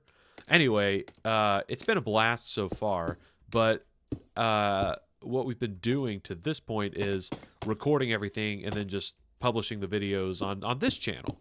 But we decided recently that along with continuing to post the fully edited videos on Bob Meets World, Jordan, aka Cognitive Clips, will be streaming those recording sessions on his channel. So if you watch that series, if you've been watching it so far, thank you so much. It's been great to have you. And if you decide you want to start watching the series, and you should because it's a blast, you can watch the edited version on this channel. But if you want to watch like the live thing happen, you can go to Cognitive Clips. I mean, you can probably see in the chat that he's been pretty active. You can go to Jordan's channel, but it's Cognitive Clips, and you can go. You'll be able to see whenever he goes live if you subscribe to his channel, and then you won't miss any of the future recordings of, well, the greatest game, the greatest playthrough related to wizards using guns. So, yeah, I don't know how to end a live plug like that because normally in a real video. This is a real video. In a video that I would traditionally make, I would probably just cut the scene right after I finished talking there. But in this setting, I'm not 100% sure how to lead out of that. So all I'll say is go watch Wizard with a Gun. It's been a pretty fun ride so far. At the time of this live stream, we have 5 episodes up, and I think our last episode dropped like right before Christmas, so we do need to get back to it. Real life gets in the way of things sometimes, but we are going to record some more Wizard with a Gun soon, and it might even be, I'm not going to make any promises, but it might be this Saturday or this Sunday. And you'd be able to catch the live stream of Wizard with a Gun then. So stay tuned for that. And go subscribe to Jordan's channel. Go subscribe to Cognitive Clips if you want some very chill gameplay and some excellent video essays talking about video games and some deeper themes within games, and the role that... One of the things that Jordan talks about a lot is the role of video games in, I guess, promoting positive portrayals of like mental health issues, or positive portrayals of people not managing. I don't know how to say that correctly. I don't want to like sound insensitive or anything about mental health issues, but like the role that video games can have in positively portraying mental health issues and people navigating mental health issues. So he's got a lot of cool video essays on his channel. They tap into some of those deeper subjects and some of the ways that video games can actually, I don't know, be kind of a deep, moving experience for people. So anyway, he's got some good stuff on his channel, so you should go check it out. And what I need to do right now is use up all the rest of this glass. And then, just figure out what the heck to do with this wall. Or the side of this building. So, is that tall enough? That feels tall enough. It's gonna be a big structure. The only other thing I can't decide at the moment is what I want to do with the roof. I actually had kind of a... Well, I don't even want to try and describe it because I'm not sure I'll describe it right. But I almost wanted to do like a slanted roof that has its lowest point like on this side of the building and kind of slants upward to that point. Does that make sense? Is that artsy? I feel like that's at least more modern architecture. It might not be. Might end up looking kind of silly, but you won't know until you try. And I was kind of thinking, again, I did more of a pyramid shape on the top of my house. So I, again, don't want to just default to that, because that's what I would normally do. I want to try something different. So, if I'm not mistaken, we are now out of glass. And we also need some...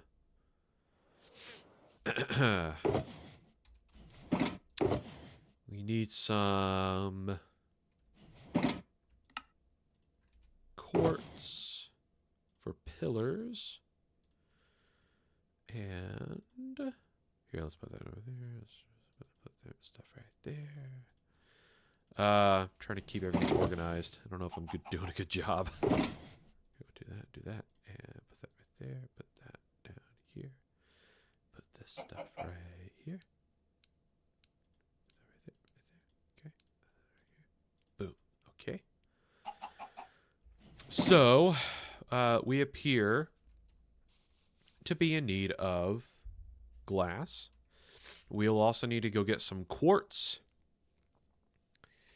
But, so I don't accidentally breeze through my entire sand and or glass supply, I am going to use this as an excuse to show you guys my raid setup, so we can make some emeralds. Oh wait, do I have stuff to... I don't know if I have stuff to sell.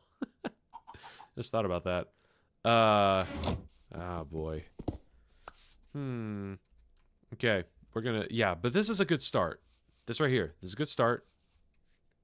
I feel pretty confident with at least the frame that we have put up. So, here's what we're gonna do.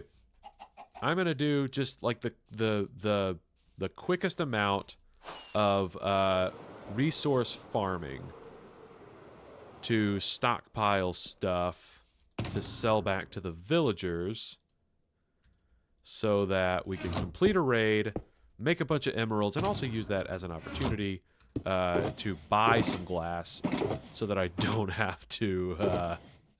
Oh, wait, I have glass here. Do I want to place that? I do. I'm going to place that down. Anyway, after I place this glass, you know, continue filling in the wall, or filling in the building. Oh, can I land on the glass? Bam! Nailed it! Yeah! Alright. Kind of proud of myself for that. I would like to just buy glass instead of going out to the desert or wherever, digging up sand, and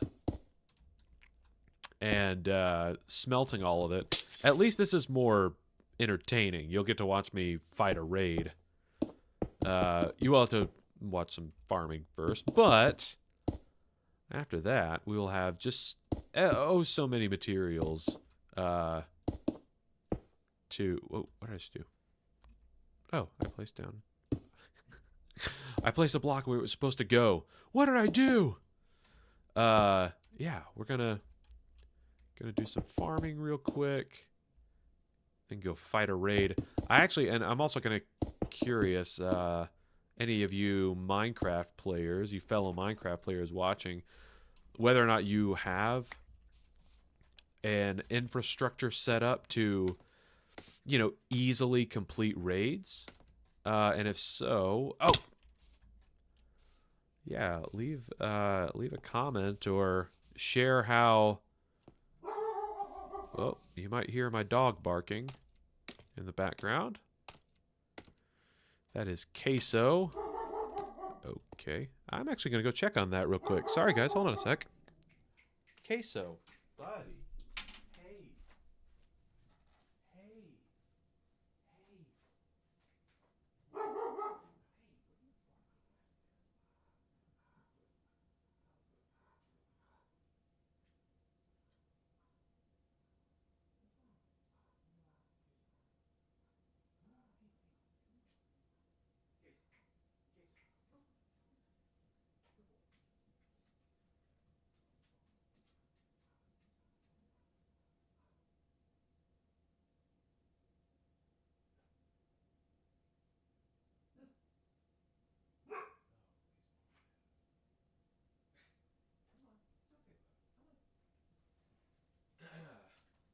dog.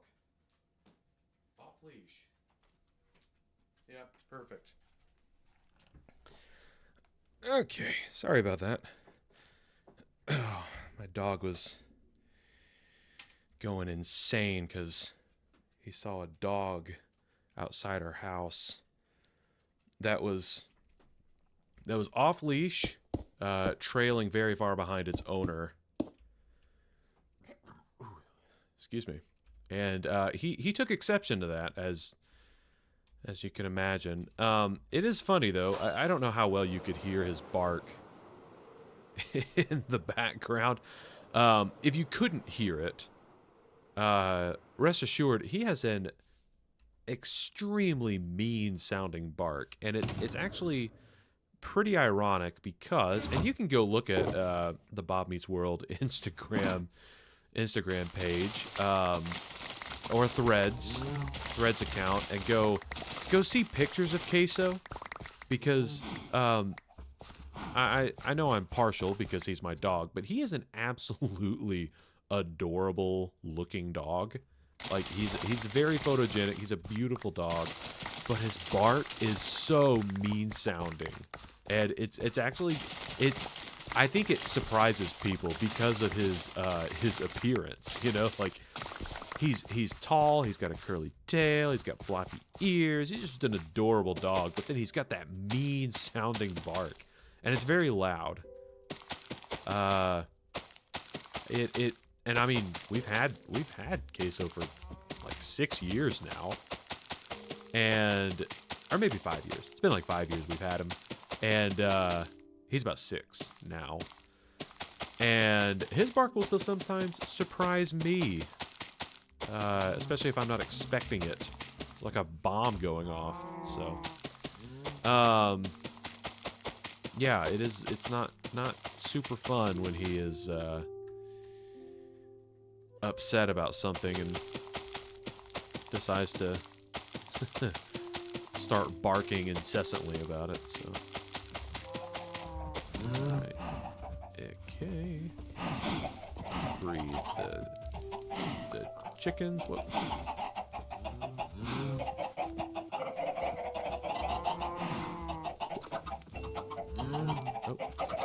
Oh, you guys come back. I need to breed you. Need to breed you. Okay. Grab the eggs. Oh, sorry, chickens. Sorry. Get out of the way if you don't want to get hit by eggs. Okay. Let's also breed the cows.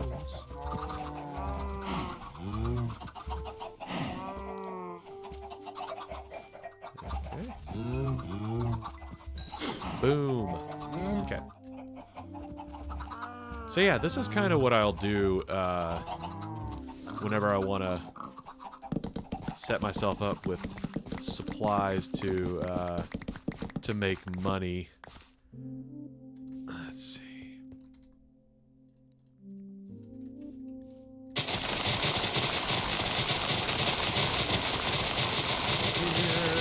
Boom.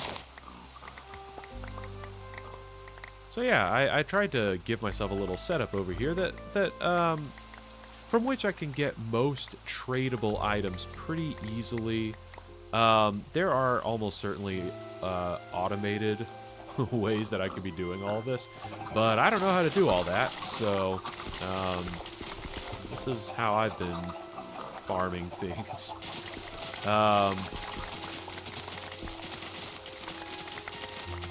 I don't know, and maybe I'm a weirdo. I don't really mind a ton farming up things manually, I suppose. I don't necessarily have to do them automatically. Doesn't bug me that much. Something, I don't know, weirdly aesthetically pleasing about it. But anyway,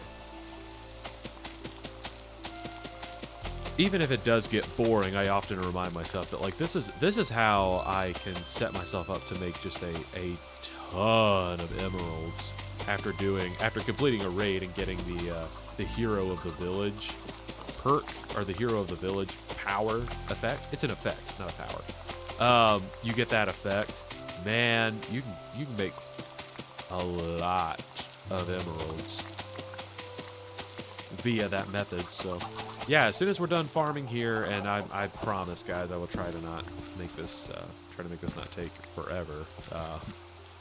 Gonna make some fight a raid, because that'll be something entertaining and different to do. And then what am I doing? Gonna make paper. Right. Paper goes there. Wheat goes there. And toss this stuff into the handy dandy auto bone meal creator.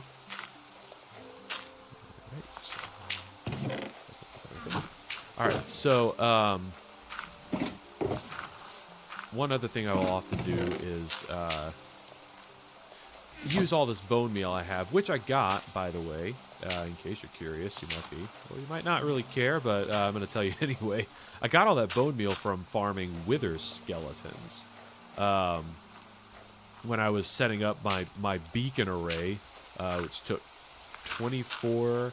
So it was 24 beacons, which each required 3 wither skeleton skulls, so I could summon the wither 24 times. Right? 6 times? Yeah, 24 times. That needed 72 wither skeleton skulls, so it took a while to farm all of them up. But anyway, they always drop, not always, but they typically drop bones. And so at the area in which I farmed them, I just ended up coming home with just a ton of bones and bone meal. So I can use bone meal to make white dye and pair that with the red dye that I get from the beetroots to make pink dye, because I have another shepherd who will buy pink dye. So that's another way I make a lot of emeralds really quickly. Sell stuff to my shepherds because they buy different dyes and such.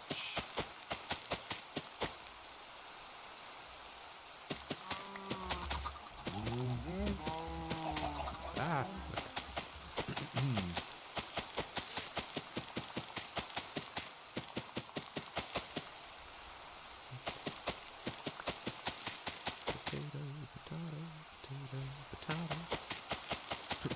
You say potato, I say potato. Isn't that a song? It's like an old-timey song from like the 50s or something, I think.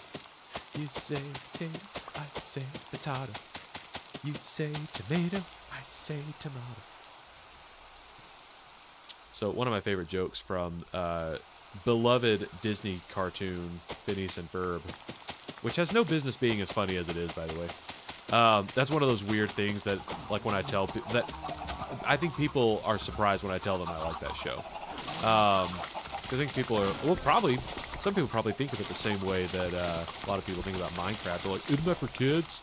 I'm like, well, I mean, I guess it might be marketed toward kids, but there's a lot of content within Phineas and Ferb that, like, a lot of jokes in it. It's nothing inappropriate, but there are definitely, like, you know, I don't know, the pacing of the humor or the type of joke, the kind of thinking it requires to get the joke. Ooh, thunderstorm! It's thunderstorming. Hey! Ooh, you guys want to see something cool? Let's go do something cool. Hold on just a second. Get all this stuff away. Oh, here we go. I can show you guys right now. Show you right now against these stupid phantoms. Boom! Boom! You fool! Oh, whoops. Ah. Ah, I missed. I missed again. Come back, Trident. Trident, come back. Trident, come back. Come back. Trident. Oh, dadgummit. I missed again. I suck. Boom! Boom! I love this. I love this enchantment so much. It's great. Oh, there you are. Boom! Oh, dadgummit. Oh. You know what's funny, too, is with my beacon powers, I can just punch these guys to death.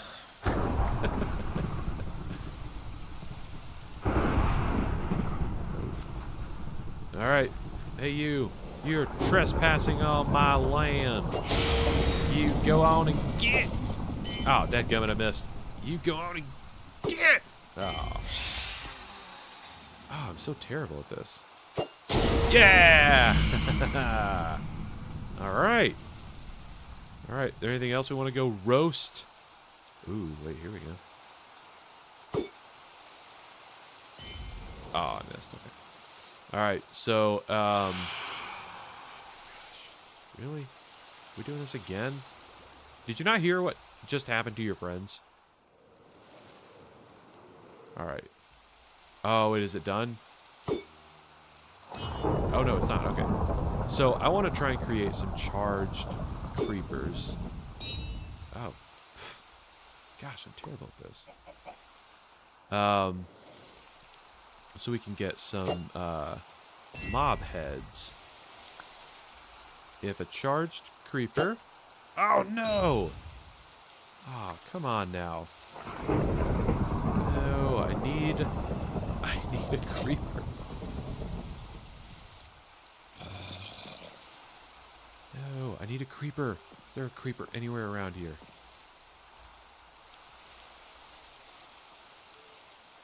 Oh, come on. Did he really... Oh, he despawned. No. Oh, you... Crap. Is there not a creeper... Another creeper around here?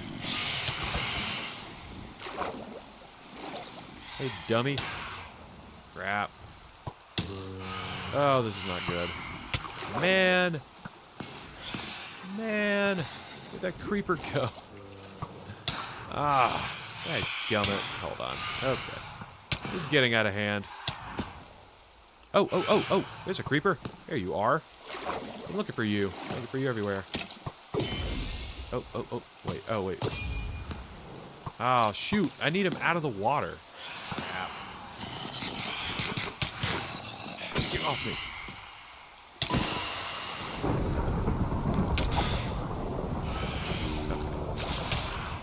Listen. Guys. Listen. Oh my goodness. Can I just... Okay, listen. Okay, there you are, creeper. Good, good, good. Come out into the tree line. Yeah. Oh no, he killed him! No!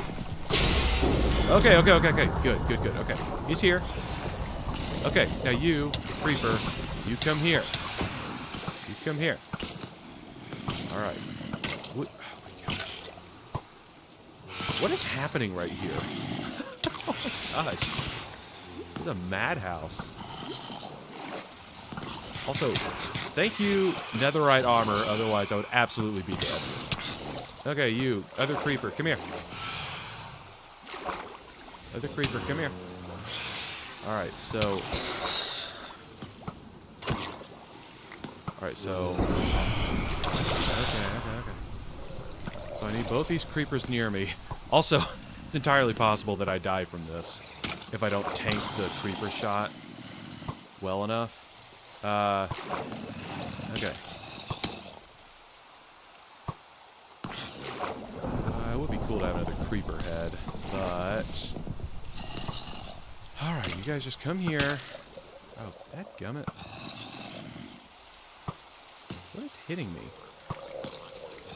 No, you get over there. I need the zombies.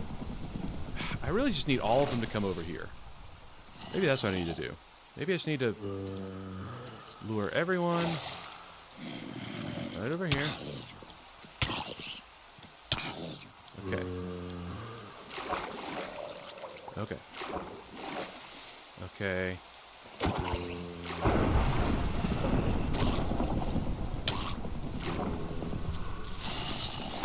Oh, yeah, there we go. That was it.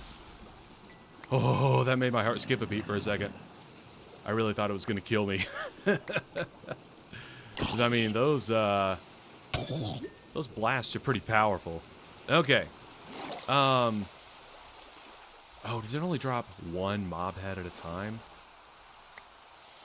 So that's lame. Okay, well. Anyway, so that's what the channeling enchantment does, BT dubs. It lets you summon lightning when you... Oh, it's still active. Oh boy. Oh. Okay, so... Oh. Listen.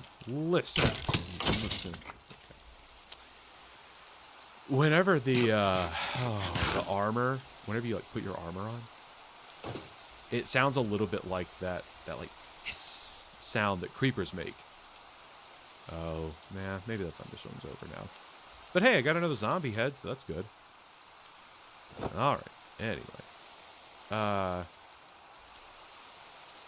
Where am I? Oh, my rockets are up in the ender chest. Oh my gosh. Guys, I'm losing my mind here. It's literally like, where are my rockets?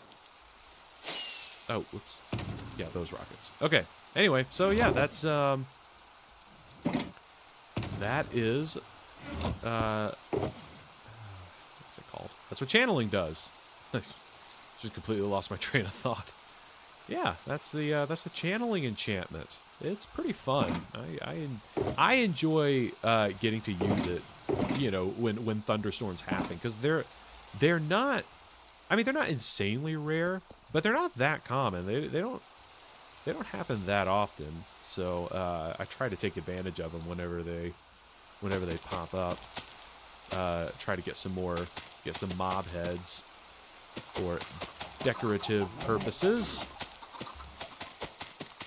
All right, let's finish planting these carrots. And then we can go fight a raid. Go have some fun.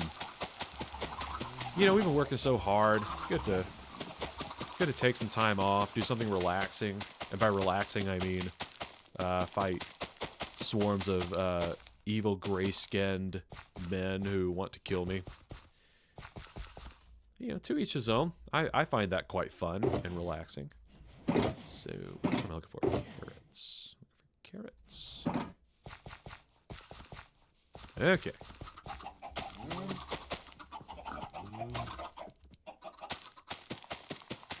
Ooh, I really did get nervous when that charged creeper exploded. I have died before from one of those. When I completely mistimed the shield and thought I had tanked the blast, and clearly did not. Oh, I need to feed my pigs. All right, pigs.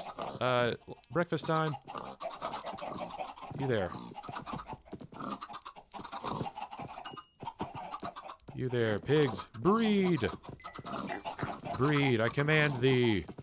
All right, so the other couple things that I'll grab are these sweet berries, which are a pretty nice source of emeralds as well. If you don't know, when you get a butcher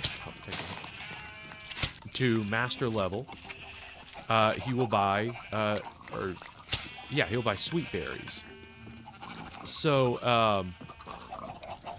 on its own, that's not like, I don't know, it's like 10 sweet berries to an emerald, which, you know, if you're farming sweet berries, if you don't have like a large-scale sweet berry production, it's not that great, but still 10 to 1 of anything for an emerald, especially something renewable that you can create really easily. To me, that's really good.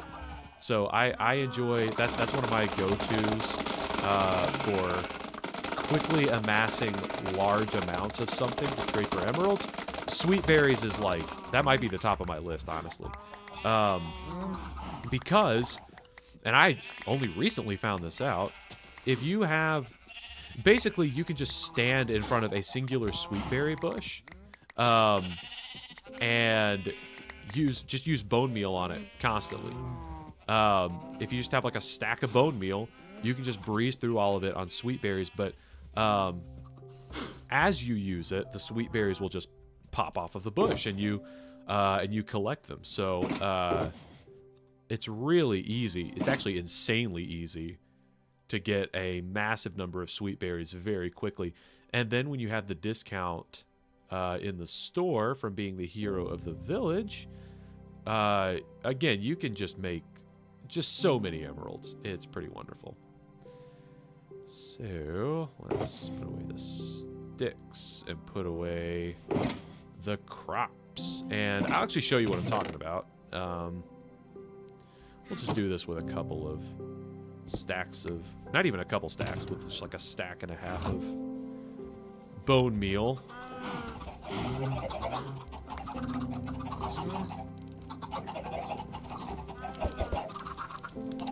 So if you just stand here, yeah, just keep bone mealing sweetberry bushes. They just keep popping off. Now, if you are limited in your bone meal supply, I would not recommend doing this because you'll blow through your bone meal really, really, really quickly. But, like I was saying earlier, because of all the wither skeleton farming I had to do to set up my beacons, I actually had more bones and bone meal than I really knew what to do with. So I found that this was a very, very productive use of all that excess bone meal. So anyway, yeah, if you're looking to make emeralds quickly early in the game, you can get your hands on some sweet berries, plant yourself a bush, and really even farm stuff to use a, or to dump into, whatever that's called, the thing up there that makes bone meal, composter. You can make yourself a composter, throw some organic material in there, and make yourself some bone meal.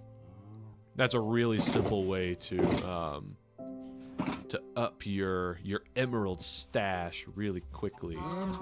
Okay. Now, if you like cows or chickens or pigs, I would recommend looking away, because I'm sorry, this is not going to be pretty. But it's necessary. It's necessary for growth and for glass. This will help us complete the museum project. I'll put up a monument in the name of the animals. Put up a, maybe not a monument, maybe a plaque. I'll put up a plaque in their name. All right.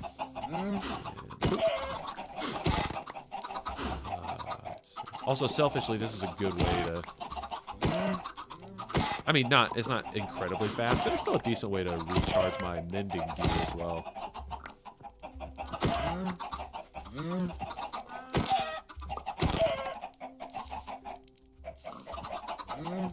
Ah. Ah.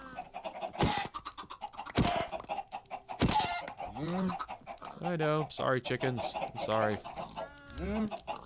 I will put up a plaque. I'll put up a plaque in the museum to honor your memory. It'll be a really nice plaque, I promise.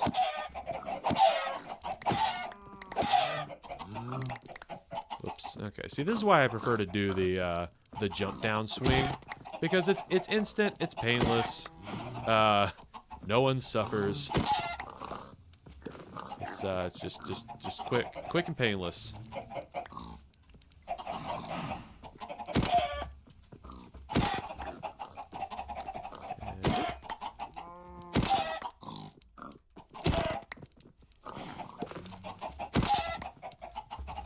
This also helps. It can help a little bit if I start getting lag nearby my home. Lots of animals will start to lag you out pretty quickly. So, and look, I will replenish many of the chickens. Oh, whoops! Crap. Ah, great. Is there a hole under here? No, there isn't. Okay, thank goodness. So some of the, basically underneath some of this ground here, there's just like open space. This isn't like entirely solid ground. I mean, it's you know what I mean. There's basically like a layer of open space underneath this because of how I built it. Because of the landscape, I didn't feel like filling in the entire hillside like with a solid layer of dirt, like filling in the whole thing. So kind of just made the top layer I needed, and then went on my way. Okay. Whoops. Alright. Put that in here. Okay. That should be good. He said prematurely. Just trying to maximize here before I head out over to my raid farm area.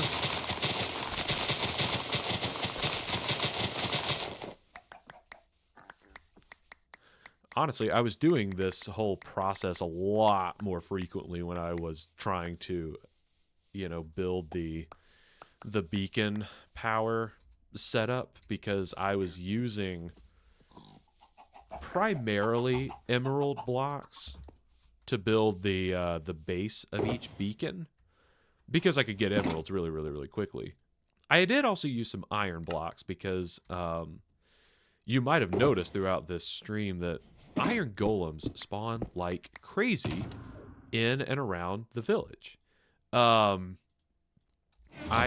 don't know if that's a normal occurrence for every, I guess, like homemade village that you might put together, but I've noticed with mine, if I leave camp for a few days and come back, or if I'm like working on something else and not really thinking about thinning the golem population, actually we can go take a look.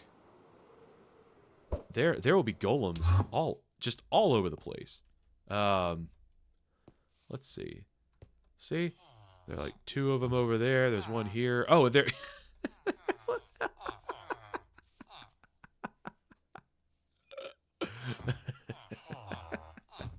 You guys having a pool party? And they didn't even invite me. So yeah, this was kind of what I would end up doing a lot of my Minecraft days. Come over to the village and check on the population of golems, and if they were becoming too numerous, I would well, I'd thin the population a bit. It really was a good way to get iron. A lot of the beacon bases were made from iron blocks, so you know, it it's not ideal, but it did serve a purpose. I wasn't just like being mean. Really, if I tell you the truth, if I didn't feel like I could use iron just in general for a lot of different stuff, I really wouldn't even bother doing this, because it's kind of funny. But I mean, free iron's free iron. Also, I guess kind of actually yeah, I guess I can show you it, like, actually here, I'll go to a fresh one. Even if they hit me with the beacon powers I have, they don't do a ton of damage, and I also seem to regenerate it really quickly. Of course, you don't want to let them hit you too many times uninterrupted, but okay, here we go. But yeah, anyway, that's kind of what I would end up doing a lot of the time I would come to the village. It was like, all right, how many golems are meandering about, and again, it can kind of lag out my world a bit if I'm not careful. So anyway, now onto the fun stuff. I'm kind of curious what you guys think about the little raid farm area I've set up. I don't know that I'd call it a farm. I guess it's a farm because I go there specifically to, you know, trigger raids and complete them quickly and easily with little danger to myself. Heard a ghast. Oh well, it's probably fine. Wait, where's my... Is it here? Yeah, it is here. It's this way. You're also going to get a look at my in progress nether railway. Obviously, it's not a railway yet because, I mean, it doesn't have rails. But eventually, this whole path is going to have train tracks, and I'll be able to put a minecart on it and ride that all the way over to this other region where I have set up a portal. So if you... I guess I haven't given you a good look of my my map system, and I'll try to remember to do that when I get back home, but basically in the middle of each big map, like the maps in Minecraft that you can expand out to view the maximum amount of terrain. I think it's like, it might be 2,000 by 2,000 blocks. It's pretty big. In the middle of each of those 2,000 by 2,000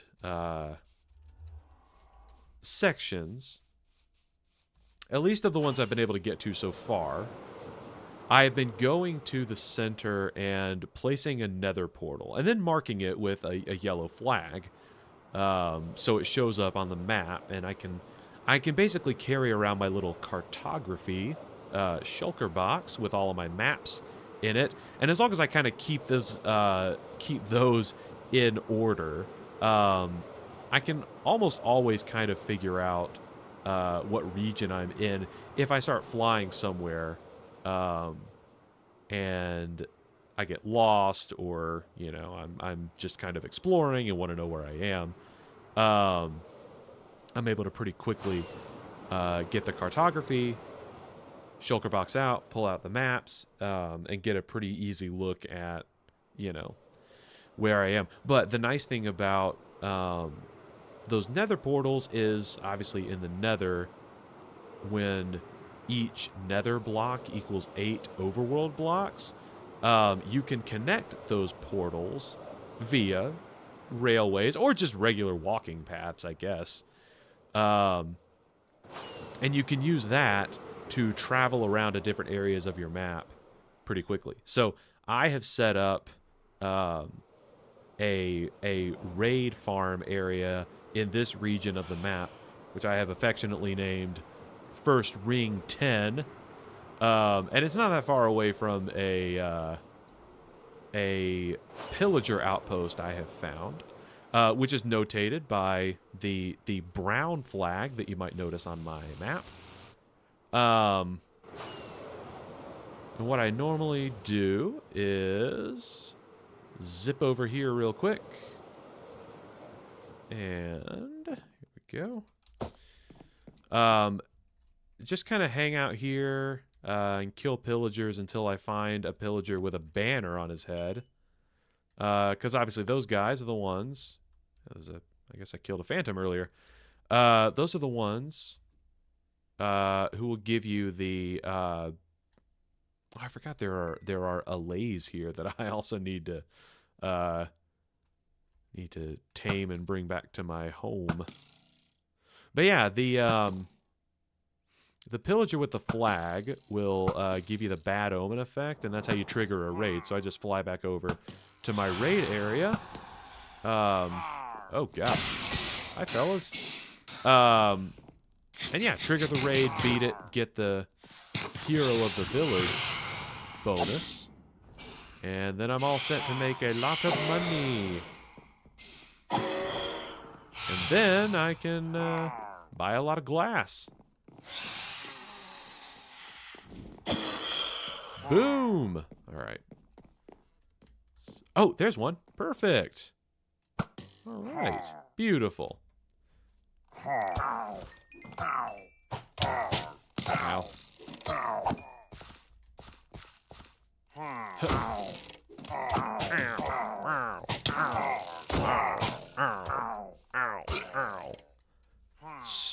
Yeah, dummy. You go on and get. Oh boy. Alright. So, okay, now I can fly due south. And I always try to make sure. So, if you notice on the map, in the bottom right corner there's a green banner and then a blue banner. I always try to avoid the green banner because green is how I mark villages on my maps. And so, obviously, I want to fly a little bit past the green marker and get to the blue marker. And I actually built... readjust myself. in my seat. I had to realize I was kind of like hunched over a bit. I built my raid farm close to a village because I needed to, you know, bring a villager over from that village over there to this space that I can use as a raid farm. So, I'll tell you what, while this first portion of the raid is triggering, let me go ahead and get out all my... I have kind of a system I'll set up over here to... Here, let's go ahead and go to sleep. That way, if, for some reason, I do manage to die, like if the... oh, there they are. If, like when some of the evokers spawn, if they manage to spawn any Vex... and the Vex happen to get up to me and kill me, or if I just do something dumb and end up dying, then I spawn back right here. So, anyway, what I will do... Also, you can tell I'm I'm very comfortable up here. I'm not in the least bit worried about the raid, because I have set up this little trench around this area. And if you have not used this method, I highly recommend doing so, because pillagers are absolutely helpless in water. They pretty much can't do anything if they are stuck in water. So really what I'll do is I will smack them with this trident, mostly because it's a sustainable projectile. I don't have to reload it with arrows or anything. But I also have this bow. This used to be my primary bow, and then I transitioned it to my raid-only bow.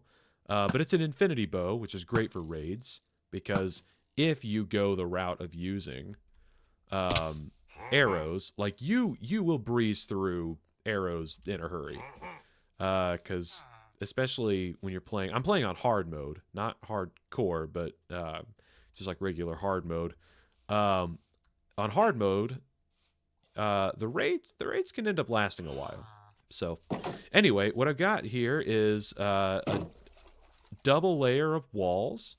And obviously I have my tower up there from which I can snipe down on the pillagers as I please. I've also been covering the thing with the flags of dead pillagers, because, you know, it's like an intimidation thing, you know? I want them to know when they show up with whom they are messing. So anyway, because these guys are completely useless in water, I can either snipe them from above, or if I want to conserve arrows or the health of this infinity bow, I can pop down. I can at least use the trident to take out the ranged attackers, and then just pop down here and swipe away at the melee attackers using my sword. So actually what I might do is pop down here real quick, try and get their attention. Really, like, seriously, if you can just draw pillagers into the water, they really are completely useless. And even right here, like, they're just across the river from me. It's like they can't even see me. Who's hitting me? What a mystery. What's happening here? Someone hit me with a trident. Where did that come from? Oh, wait, there he is. I see him. You guys are so dumb.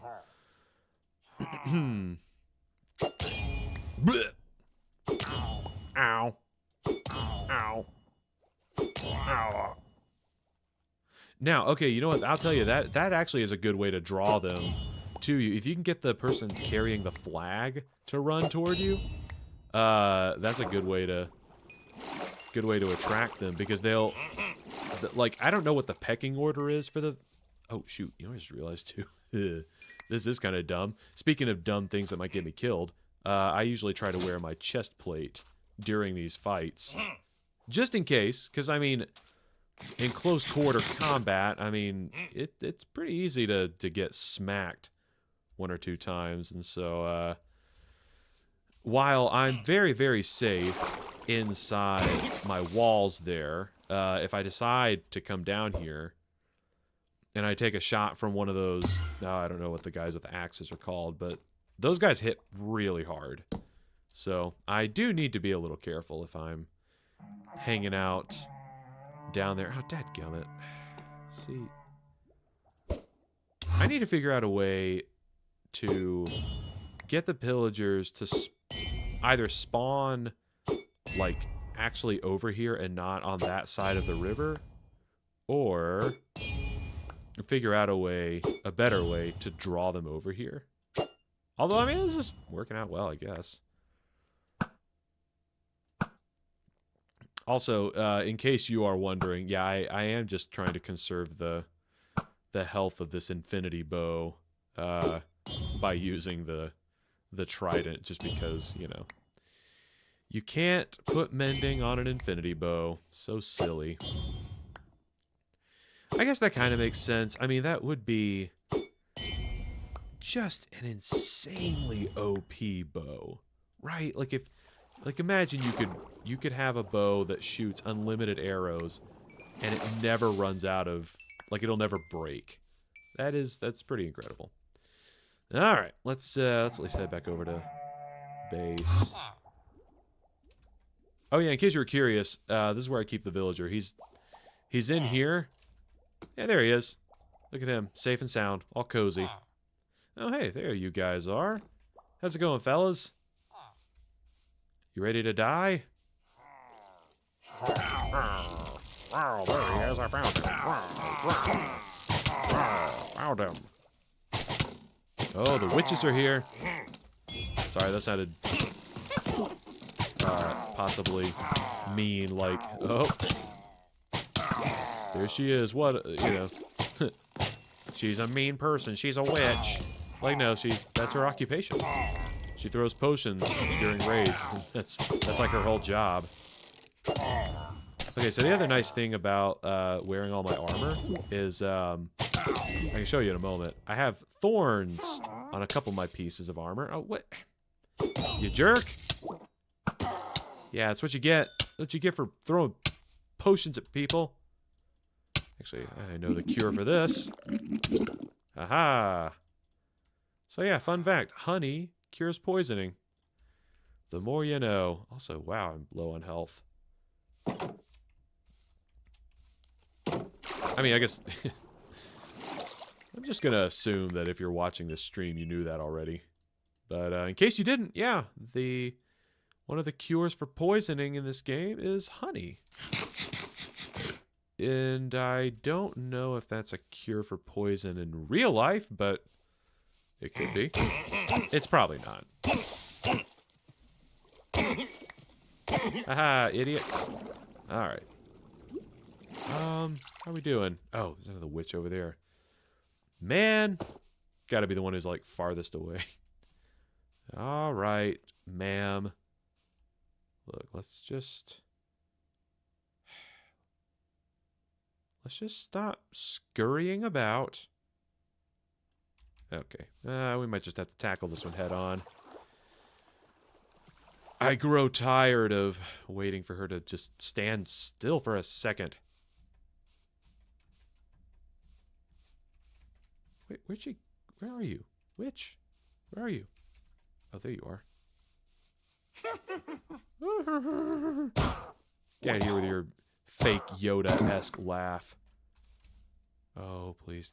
Come on, let the raid still be going. Okay, good. Oh boy, I need to get back over to my base. Okay, come on, land in there, land in there. Yeah! I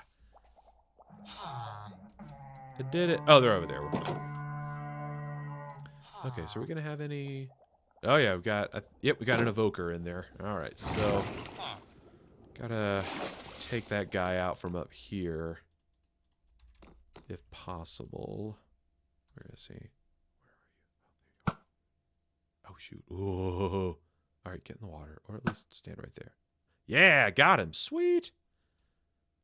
Perfect. Got him before he could spawn the Vexes. Excellent. Yeah, just kind of firing into the massive pillagers down there. Oh man, okay. Boom.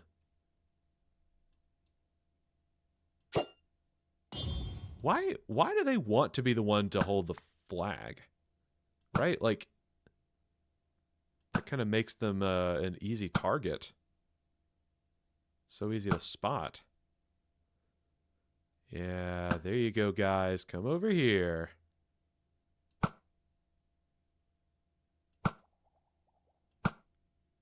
Come meet your doom. Ah. Okay, here, we'll just... Wow. All right, sweet. Got another Totem of Undying. Those are always good to have. All right, so let's see. I know. Oh shoot! I forgot one of those. Crap. What are they called? Ravagers. One of those bulls is over here. Let's see.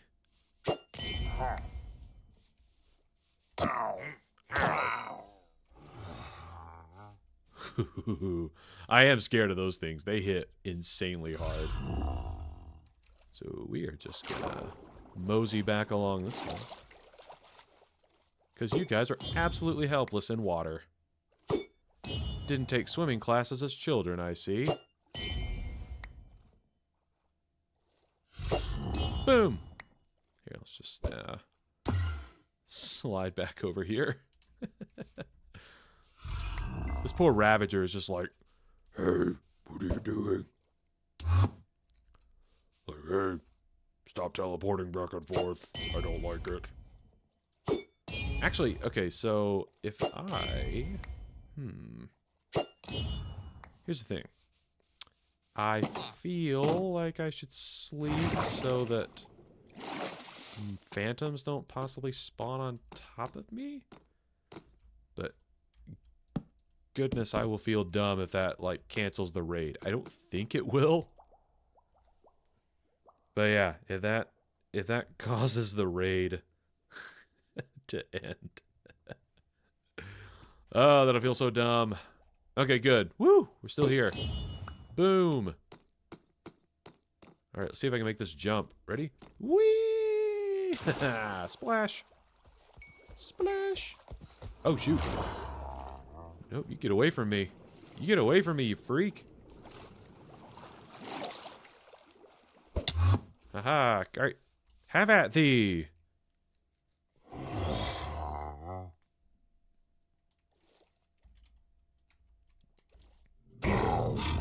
Have at thee, you great fool.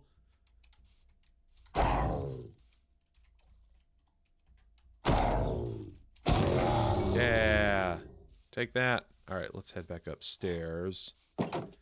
Because I need to get in good sniping position for the evokers. Is that what they're called? I think they're the evokers. Ah, dadgummit. I don't like it when they spawn over there because they end up just sprinting around incoherently. Gotta get that guy. That's the one I need to grab. Yep, got him. Alright, sweet. We're good. Literally, that's the only pillager in this configuration. Like, with this raid farm setup, the evokers are the only ones I'm worried about. All the other ones are insanely easy to mop up.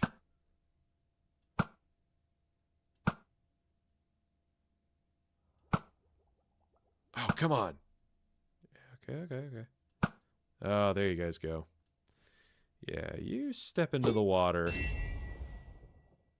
Become helpless. Helpless. I'm down for the count and I'm drowning in them. There's another Hamilton song. I'm going crazy here. Alright, hold on. Let's see. Helpless. Down for the count and I'm drowning in them. That really is. Yeah, that is my absolute favorite song from Hamilton. Comment below what your favorite song from Hamilton is. Oh man, what a great musical. Love that. Love that show. It's so good. So good. Boom. Ah.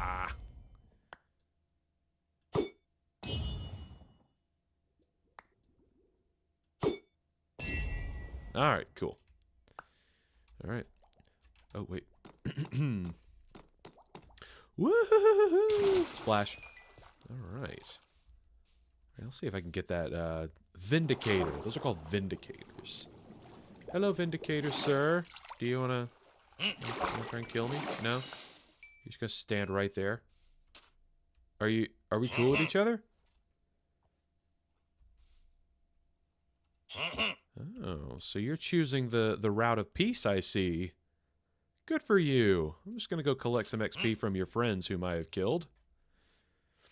And I will be back in just a moment, and we can continue this discussion. I love the energy here. I'm sensing a lot of peaceful acceptance, perhaps. Perhaps you are not as powerful as you once thought. When faced with the might of Bob from Bob Meets World. Okay. Alright, I'm back. Finished cleaning up the XP. So what do you think, man? Can we talk about this? Can we coexist? No? Alright, fine. Well. Sometimes all you can do is talk to them. But, you know. Pillagers they're just never gonna agree with you. Dadgummit! I hate that they keep spawning up there.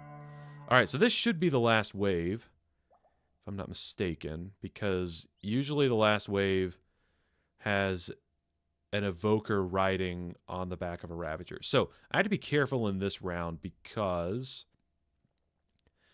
if one evoker begins to spawn the Vex, it kind of triggers all the other ones to do the same. Okay, here we go. Yeah, baby. Shooting fish in a barrel. So yeah, actually that worked out really well because they weren't next to each other. But it's almost like the sneak mechanic in Skyrim. It's like if they all detect that the other one has been hit, they'll all just spawn Vex and suddenly you just have them swirling around you everywhere. Super annoying. All right. I think I'm going to primarily use my bow for this round. As long as I'm hitting my shots. Can clean this raid up pretty quickly. And then we can go make some money. Ah, come on.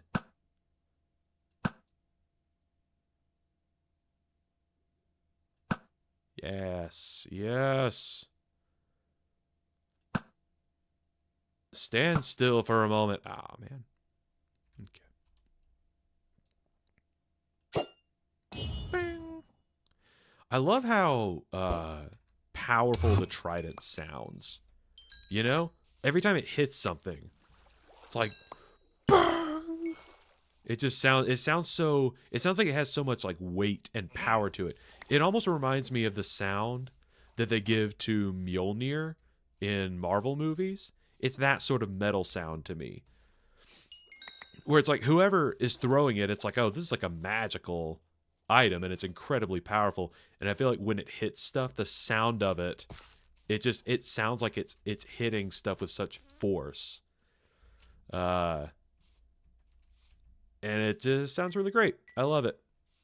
I love it so much. Now, is there any other witch materials over here? I guess not. Get out of here. You dumb bull thing. Yeah, there we go. Alright. Yeah, you go ahead and just mosey along, sir. I tried to talk to one of your buddies earlier. He was giving me so much sass. Oh, wait, did I just pick up a saddle? I don't want that. I don't want it that way. Tell me why. Ain't nothing but a banner. Oh man. That could have been bad. Tried to sneak up on me. Tried to flank me. Alright, Mr. Vindicator, sir. Now you're dead. Alright.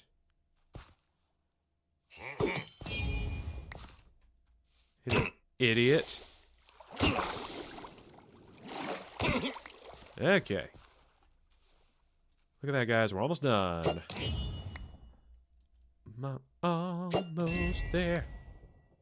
I am full of song references in the last few minutes. 'Cause I'm almost there. That's from Princess and the Frog, right? That's that song that Tiana sings at the beginning? Maybe not at the very beginning, but I feel like it's pretty early in the movie. She sings that song about wanting to own a restaurant. Wait, is that what she's doing? She's trying to own a restaurant? I don't remember. I've really only seen that movie like one time. And it's pretty good. It's very short, though. I felt like the plot felt a little rushed toward the end. So much that, like, really toward the end, I was like, did they skip some scenes? Like, I felt like there's some context missing about why these characters are making certain decisions. I don't understand. But anyway, yay, we did it! Woo! Hero of the village! You know what? Let's line the little villager box with some banners. Okay, so go ahead and just put my totems in here. Move that over. Put the emeralds over there. The potion, something. Okay, hold on. So this is the part of organization that I'm trying to get quicker about. I have different shulker boxes, as you might have noticed throughout the stream, just for like different uses I might have whilst out exploring, adventuring, etc. And adventuring, etc. I said etc. and I don't like it when people say that. So I just thought I'd check myself before I wrecked myself. But yeah, I feel like whenever I, you know, have a lot of stuff in my inventory, it takes me a second every time to remember exactly where I store certain types of loot. Because, so, in past iterations of Minecraft I have played... Oh!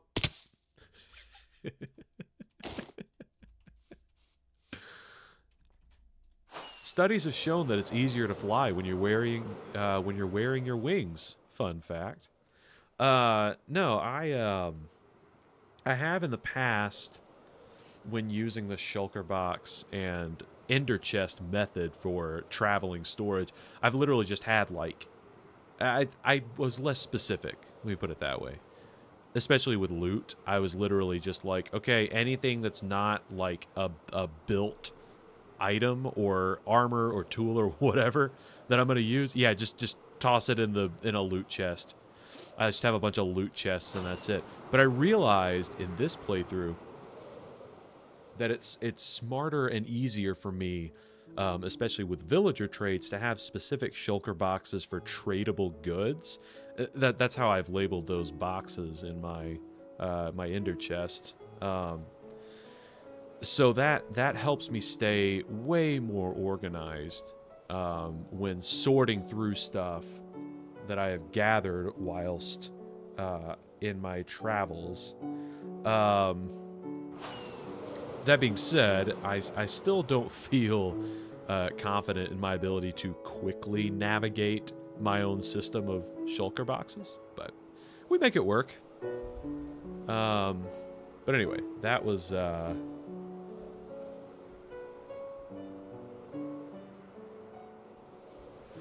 yeah, that was part of the confusion there on the top of my little raid tower. And speaking of the raid tower, yeah, I'm curious to get your thoughts on my system that I've made for cleaning up raids. As you can see, it works pretty well. I mean, there's still some legwork. You know, I still have to shoot the pillagers. I still have to run down and grab the loot. And I think there must be a way I can, well, A, automate the entire process in general, but also limit the number of spawns in like the number of pillager spawns across the river there, because as you saw with like the first, I think it was just the first round of the raid, it's way easier when they spawn like basically just on the other side of my trench and not oh wait, did I take a wrong turn somewhere? Oh no, okay, we're just not there yet. Yeah, I can't figure out how to prevent them from spawning as much across the river, because that spot does make it doesn't make it more difficult to kill them. In fact, it does help a bit with the evokers, because obviously when they're farther away from me, they're not detecting me and then spawning the Vex. But when all of the pillagers are crammed up against the wall while floating in water, they are insanely easy to pick off. So I need to either figure out a way to stop them from spawning over there, or I need to figure out a good way to lure them into my moat so that I can kill them very easily and quickly. But anyway, that's a task for another day, because to wrap up tonight's stream, we're gonna make some money. Gonna make some money. Decided to say that in the in the most conceited way possible. Gonna make some money. Oh, you don't have money. I have money. All right. Let's see. I think I can put those away. No. I do need those for a moment. But I do want to get my shulker boxes out in preparation for my shopping spree. Let's just fly up to the village. I'm also going to shake some of these villagers awake so I can trade with them immediately. Let's see. Paper. It's going to be a hot commodity. Another vault.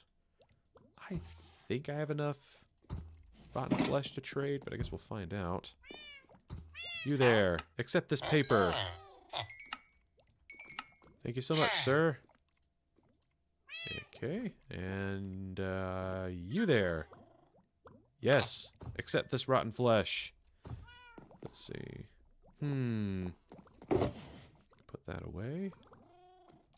Now let's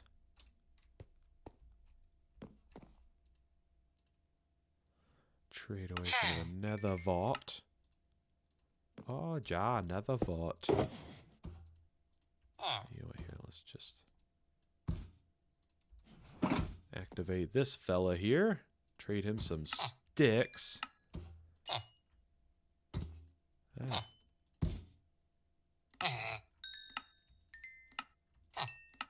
Look at that. Look at that. Look at all this money. Now, I actually kind of like, I guess, maximize my earning potential with even more resources, but I didn't want to take as long as I could have really farming. Oh, wrong thing. I was clicking the wrong thing. But really farming all the resources that I have over in my farming area. Because again, I can use bone meal like for several minutes to get more,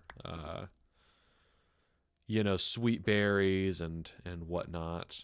But again, I didn't want that to take forever. I wanted to be able to show you guys my raid farm, because I'm fairly proud of how the design worked out. I think it is. I mean, obviously it's effective because, you know, I beat the raid, so I'm pretty happy with that. Okay, another. Oh, are you kidding me? Can I, oh, there we go.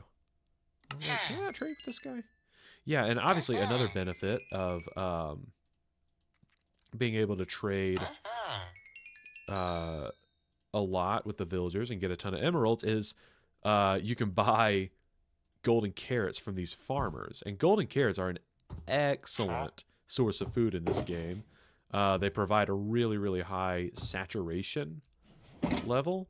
That makes them one of the better foods in the game, actually. And that's surprising. I only recently found that out, and I've been playing Minecraft a while, so it's never too late to learn things. I've been told. Let's do that. Okay. Let's see. One of my shepherds is in here. You there, sir? Get out of bed. Get out of bed. I need to trade with you. Sir, get out of bed. Get out of bed. I need to trade with you. Lazy villagers. Is there another shepherd in here? No, there is not. Well, I can't waste this time. I only have 30 minutes left. Where's the other shepherd? Where is he? Where is he? Is he in here? Where are you, shepherd? Oh my goodness. Okay. This is... Oh, here he is. Hello, sir. Oh, you're the pink dye shepherd. Anyway, that I suppose that is one small disadvantage to trying to trade with these villagers at nighttime. They don't sleep right next to their workstations every time, or like in the same vicinity. So even if I know where their workstations are, that might not correlate directly to where they end up sleeping. So that can make it a little challenging sometimes to find them in the nighttime to go trade stuff, to go rustle them awake and then demand that they trade with me. They'll be like, no, your sleep's not important. You have to trade with me right now. Also, don't be surprised. Be curious to see what gifts they throw to me.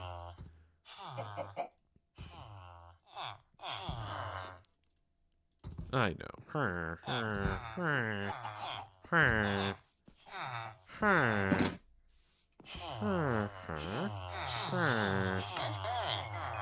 Saw you this pork. Saw you this beef. Ooh, hey, somebody gave me pumpkin pie. Lucky me. Oh. Ooh, that's actually pretty good. Yay. Thanks, guys. You're too kind.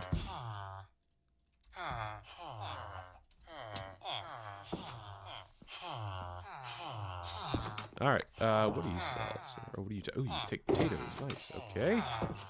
Stay right where you are, sir. Oh, wait, what did I just say? What did I just... Oh, wait, you're the wrong one.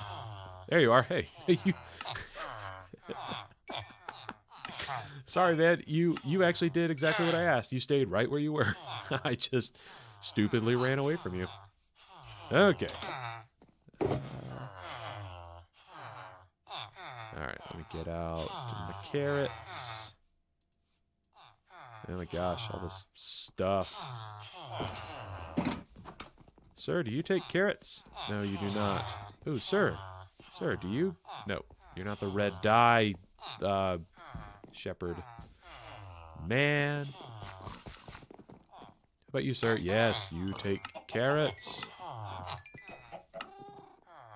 Ah, I ran out. Okay, that's fine. Okay, so I think, yeah, that pretty much covers the crops that I can sell. Very good. Very good. And I'll tell you, from a functional perspective, I think my favorite power that I get from the beacons is the jump boost. That is a hilarious power to me. It's so funny. You're able to just hop over like pretty much anything. It's awesome. Let's see, bread. Okay. So my shulker boxes are on me. Okay. Sometimes, for real, I'll just like set my shulker boxes down in the middle of the village, kind of nearby, you know, the respective villagers from which I am trying to trade, and I'll just like leave them, just leave my shulker boxes scattered about the town. But anyway, all right, here's the real money maker, and if you're if I remember to do this before the next stream, I will do a little bit more grinding before the next stream I do, and really want to like show the earning potential of all these villagers. It's kind of incredible, actually, how many emeralds you can make. Wait, did I have... Aha! Here we go. Knew it. Sitting there thinking, like, I know I had... Oh, wait, hold on. Is that... Nope. Crap.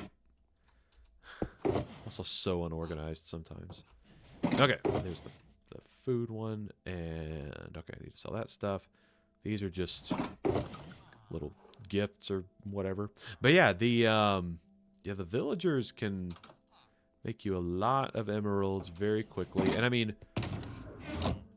some of this is just like frivolous shopping, but like I said earlier, there is like a functional reason to have at least some emeralds, and that is if you eat golden carrots, it's to buy golden carrots. They are an excellent food, so I think for no other reason it's worth making a lot of emeralds so you can ensure you have a steady supply of food. Specifically, one of the best foods in the game that you can eat. So, it's nice to be able to buy them and not have to, like, grind for them. Oh, look, they tossed me some cyan wool and some magenta wool. Thanks, guys. You're too kind. I didn't even think to get you anything.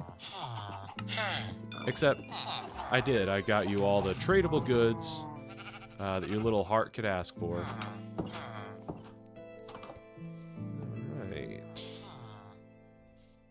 So, okay, let me put away a bunch of this crap. This stuff I paid for. Yeah. So, got all that stuff. Okay, great. So, that actually seems like a good place to leave off.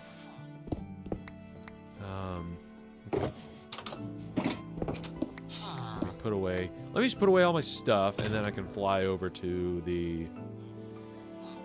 the future home of the Bob Meets World Art Museum. And yeah, oh yeah, that's see, even flying up to just this frame here, I thought, all right, that's gonna be fun to get to see once it's done. Okay, so one thing that I'm thinking off the top of my head is I definitely want to incorporate more like lighter colors, like white or maybe light gray, maybe into this back wall area. So next time I hop into this world in a stream, we'll be tackling the rest of this museum project, and hopefully getting... I really want to finish the whole frame, basically, like this wall, put up the floor or the first floor, and finish the roof. So then we have like a solid structure to work with, and then after that we can start putting some art in it. And that'll be that might even be even more difficult for me than building the structure, because I'm I feel like I'm not that creative. But in the meantime, you guys keep thinking of ideas for things for me to build, or things that you would want to see incorporated into the design of the building, and you can let me know in the comments or on Threads or Instagram or by carrier pigeon if they know where to find me. However you want to try and get your ideas out there. But if you've sat through this whole building process, and then the process of killing pillagers and selling their goods for money, I thank you so much for being here. It's been nice streaming for the first time. I definitely want to do this more, and yeah, you'll definitely be seeing some more live content coming from the channel. So for the time being, thank you so much for being here. I have really enjoyed it, and I will see you in the next stream. Bye-bye.